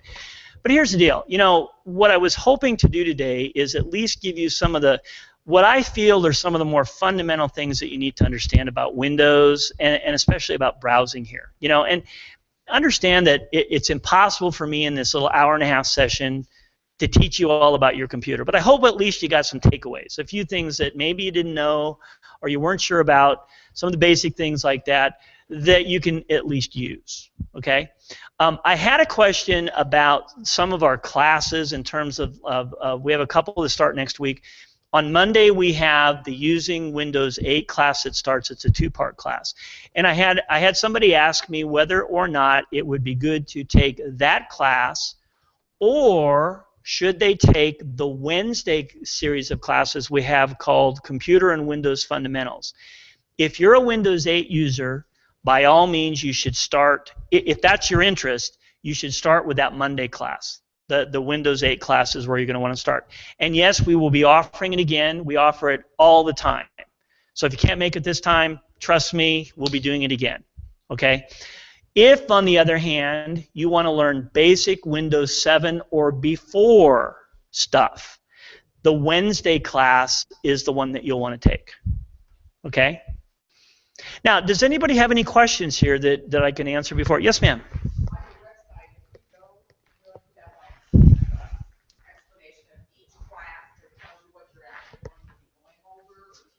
Yes, thank you. I meant to show you our website as part of the Google or part of the browser thing. So our website is Discover Skills. And so if I come up to the top, I'm in my browser now, and I'm going to go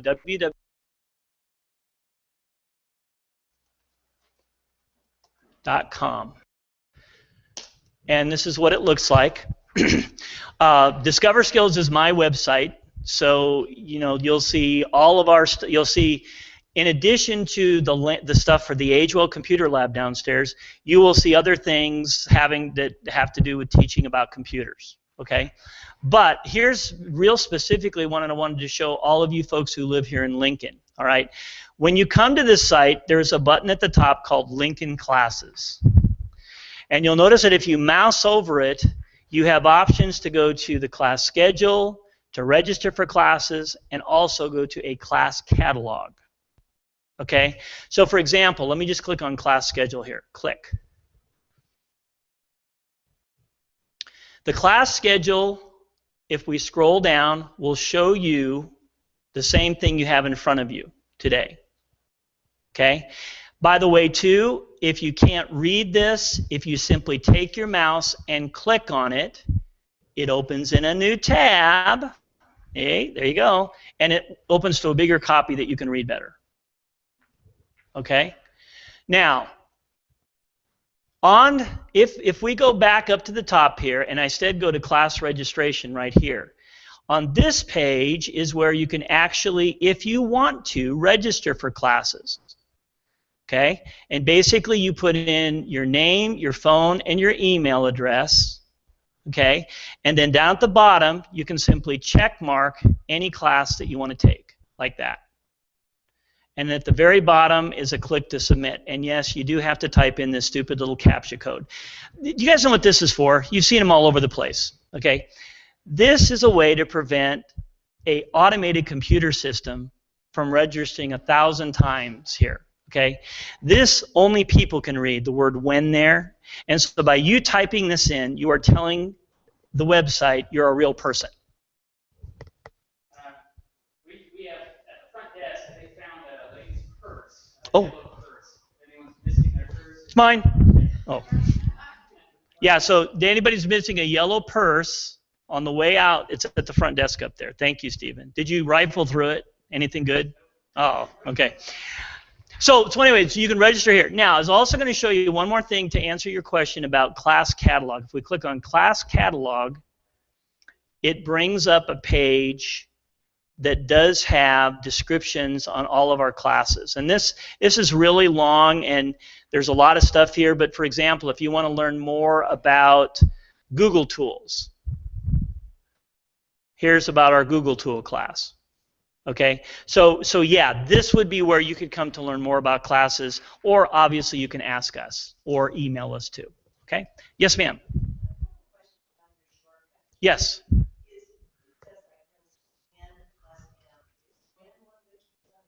Yeah, and so what she's referring to is if you look in the back of your handout, I had a couple pages there that talk about keyboard shortcuts. And obviously the handout has a lot more than I talked about. I just wanted to give you some good stuff to take home. But here's the deal. On your keyboard, shortcuts are quick ways to do things using keystrokes. Most of the shortcuts have to do with pressing a combination of keys. So when you look at the handout, and if you see, for example, the letter CTRL, that is the control key on your keyboard. And if you've ever looked at a key, and you all have, if you look at your keyboard, on either side of the space bar is a key labeled CTRL. So if you see one that says Control C, for example, what it means is to press and hold down the control key, which will do nothing by itself, but then while holding it down, reach over and press another key, which will make something happen. Does that make sense? The Win key, if you see the key labeled WIN, most newer computers, and when I say the word new now, I'm talking 5, 6 years old even, okay, have on the left side of the space bar a little key that looks like the Windows logo. That is the Win key. Okay? It wasn't initially a standard key, but it has become a standard key now. And so if you press and hold the Win key with some of the other things I mentioned there, it'll let you quickly do things. So my long answer to your question. Go ahead.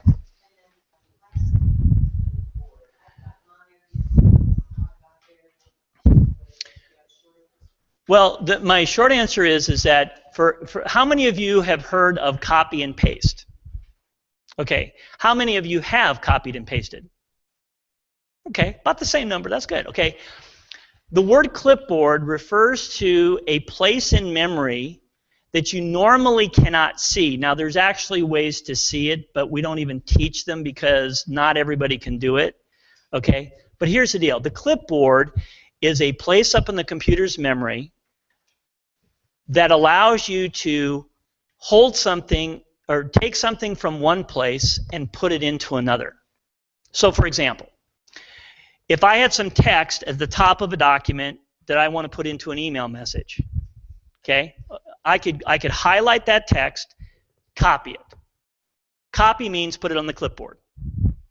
Then go over to my email program, find where I want to put it, and paste it. The clipboard is the in-between place that we put things. You know where it came from? You guys remember back in the old days when they used to make advertisements and things, and some of you might have done this before, where you actually would get little clip art books at the graphics art store, and you'd cut it out with scissors, and then you'd paste it onto a piece of paper and all that kind of stuff. Well, the clipboard was the area surrounding your piece of paper that you would temporarily put clip art. Okay, that's where the word clipboard came from. Okay, but that's my long answer to your question. So again, if you ever wander and can see it, it's kind of unusual. Okay, there are ways to get to the clipboard, but we hardly ever. I mean, usually you know what's there because you purposely copy something there so that you can paste it elsewhere.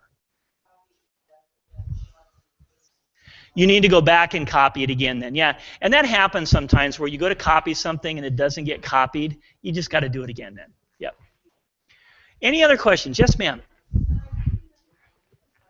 Yes, we do. And her question was, do we have any Microsoft Word classes? We actually, and the reason we don't have one on the calendar at the moment is because we had just gotten through one. But here's the deal. As I make out the September calendar, it will be there. And we have a word we call it word processing with Word. It's a 3-part class that teaches you pretty much everything I know about Word. We do everything from basic word processing to inserting clip art, pictures, page breaks, I mean, all of that kind of stuff. So yes, we do. Short answer is yes, we do. Okay? Anybody else have questions today? Now, in our parting note here, again, let me just mention to you that if any of you are ever interested in classes, okay, first of all, you can visit the website to see what's going on. You can always call us on the phone, okay? A lot of you are on our email list, all right, and so you'll get notices about new classes and things all the time. But also remember that $99 special we have going on right now. Even a week from now, if you call in to register for a class, and then 2 weeks later come to that first class, if you remind Stephen and I that, hey, I was at the seminar, I want the $99 thing, we will honor that. Okay? So again, take advantage of that. It's the cheapest way to take things here. Okay? Yeah, yes, ma'am. I just assume that it's okay unless I hear back. Yeah, and so when you register for classes using the phone, okay, what happens is Stephen works part-time. I live in Omaha, by the way, okay? But Stephen works part-time, and so what he normally does in his routine is he comes in the mornings, he checks phone messages, he will usually call back, he'll like return your call. But if you do leave a message and don't hear back, just assume you're fine, okay? Yeah, and if you ever send me an email, and you can ask questions through email as well. I will always at some point respond to you. Sometimes it takes me 24 hours, but I will always get back to you if you register that way. So I will say, hey, yep, got you signed up for the class. Thanks for registering. I at least will say that to you. But he'll eventually call you back. So just assume you're okay, though. You're good. Okay? Yes, ma'am. Normally it's $115 for the package. Okay, so like if you and on you there's a I think it's a 2-page sheet that we have on our membership there. But just to give you the answers, and I have to remember them here too. Stephen's much better at this than I am.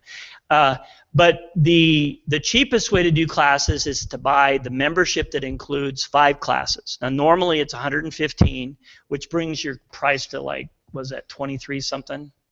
22 something, I don't know, my math is bad. However, we also have a $59 membership that includes 1 session, and I think he has a $39 membership that doesn't include any, but then you just pay $25 a session. It's on that sheet, and I'm not trying to cop out and say look at the sheet, but it will know better than me for that. So Stephen does all that kind of stuff. I just sort of show up and teach the classes. So yes, ma'am.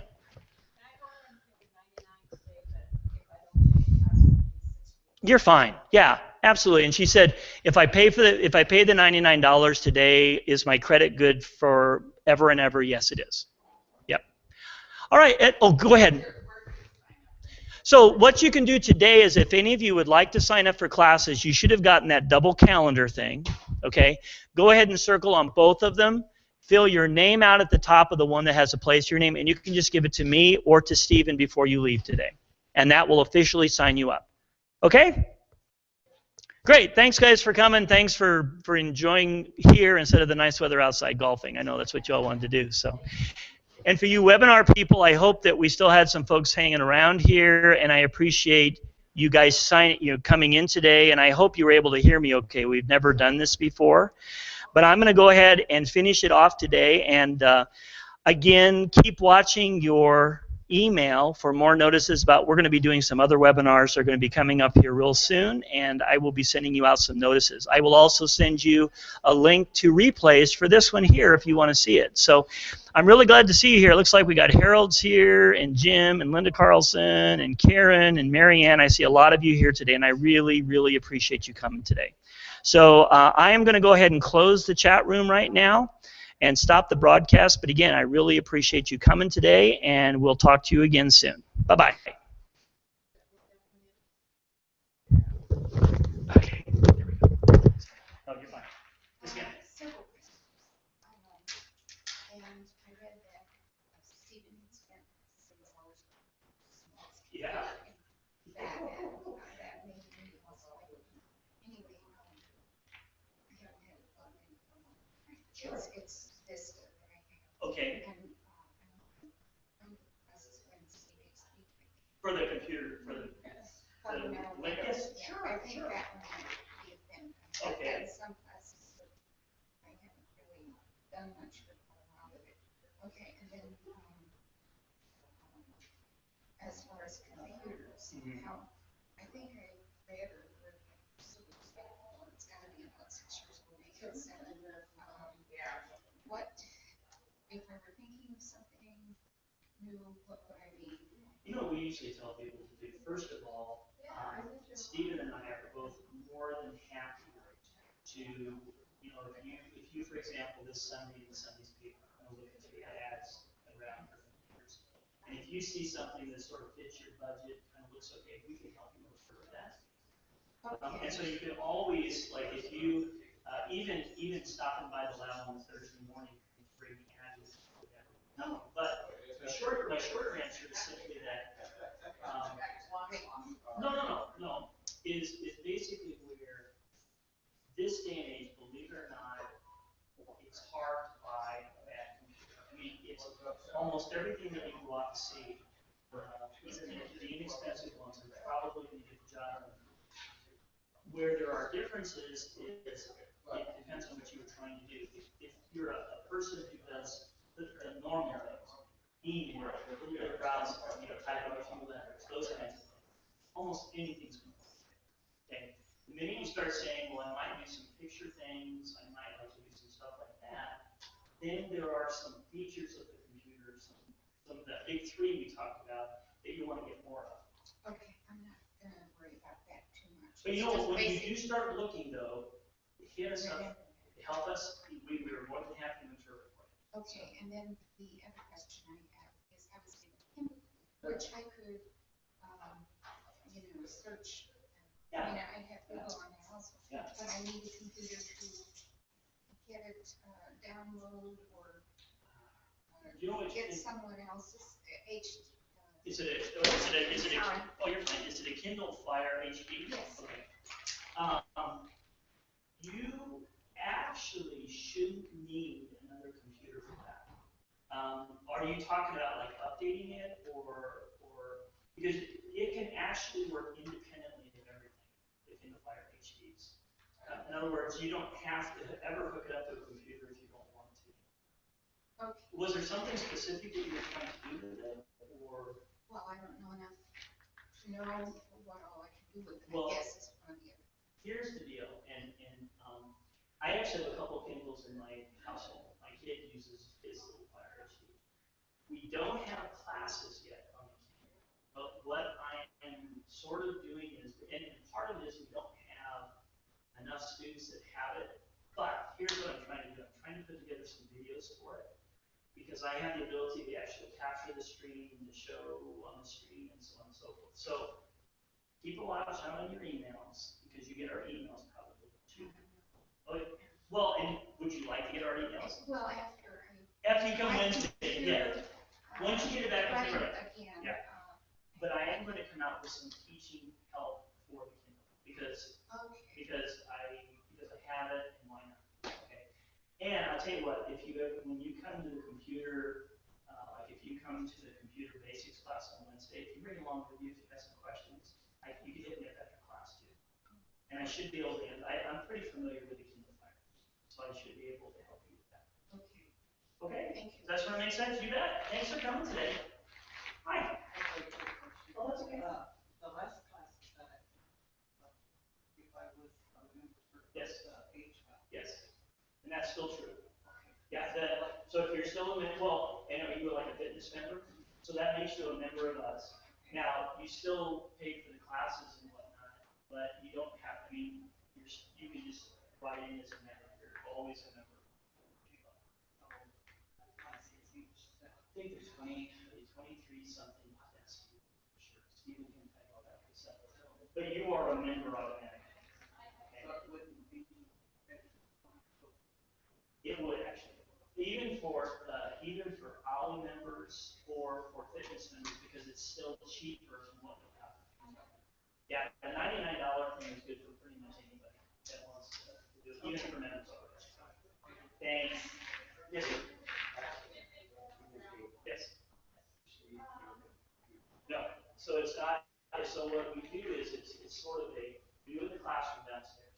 But what you do is if you have, first of all, a laptop, you're welcome to come along. If you don't have a laptop, it's where I demonstrate. And so it's until we get Windows 8 installed, which will still be a while. So it's to like lock them, you mean? You know what's interesting is most browsers have built-in pop-up blocker capability. Which browser do you use, like Chrome or Firefox? Okay. Do me a favor. You have my email address. Send me an email and remind me of your question, and I will send back instructions on how to get into Google's pop-up blocker. I get it. Every once in a while, Google's not updated. And it's probably bogus. Yeah, it is, because it's. Yeah. Now some of those are almost impossible to block. Unfortunately, there's certain ways things can be done where you cannot block it. Okay. But you're right, you should never trust that.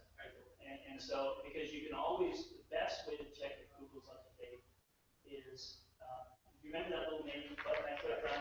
And you go to About Google, and it'll tell you. Yeah. So I did a good job. Yes, yes. I'm getting one that went to job, Hazel classes, that kind of thing. Yep. So you got some scammer who's trying to get you to click and block and never. Yeah, absolutely. If you send me an email, I can at least help you get it turned on for Chrome. Now, when you get past that, there are add-ons that you can get for pop-up blocking. A lot of them don't work very well. Now, CNET is a website. CNET's really good. It's a big technology website. If CNET talks about a certain pop-up blocker, they're always good. And I love CNET. Yeah, but if you send me an email, I can at least tell you where to go in Google, make sure it's turned on. That might help you a little bit. Okay? Thanks for coming today. Thanks, guys. Appreciate it. Yes, sir. Oh! See, I'm kind of off in Neverland. All right, let me get you signed up here. And this is good for a year. DDEN. There you go, Roger. All yours. Just bring that with you. Thank you. Thank you. Appreciate you coming today. Good session. Well, we got through it. You have a passion for what you share. Well, thank you. And it's a lot of fun. And it was really nice group today. I tell you, our July seminars usually are kind of sparse, and we had a really nice turnout. So I don't know if people are just tired of nice weather. Well, the other thing is that the aging population is getting more and more involved in this. And they want to learn about it, and that's why we're here. So yeah. So I mean, the technology It's kind of Amazing. Yeah. teaser and attraction, and they want to get into it. And of course, they start Skyping with their grandkids, and I know, whole new thing. Thank you. Hey, thanks, Roger. Take care.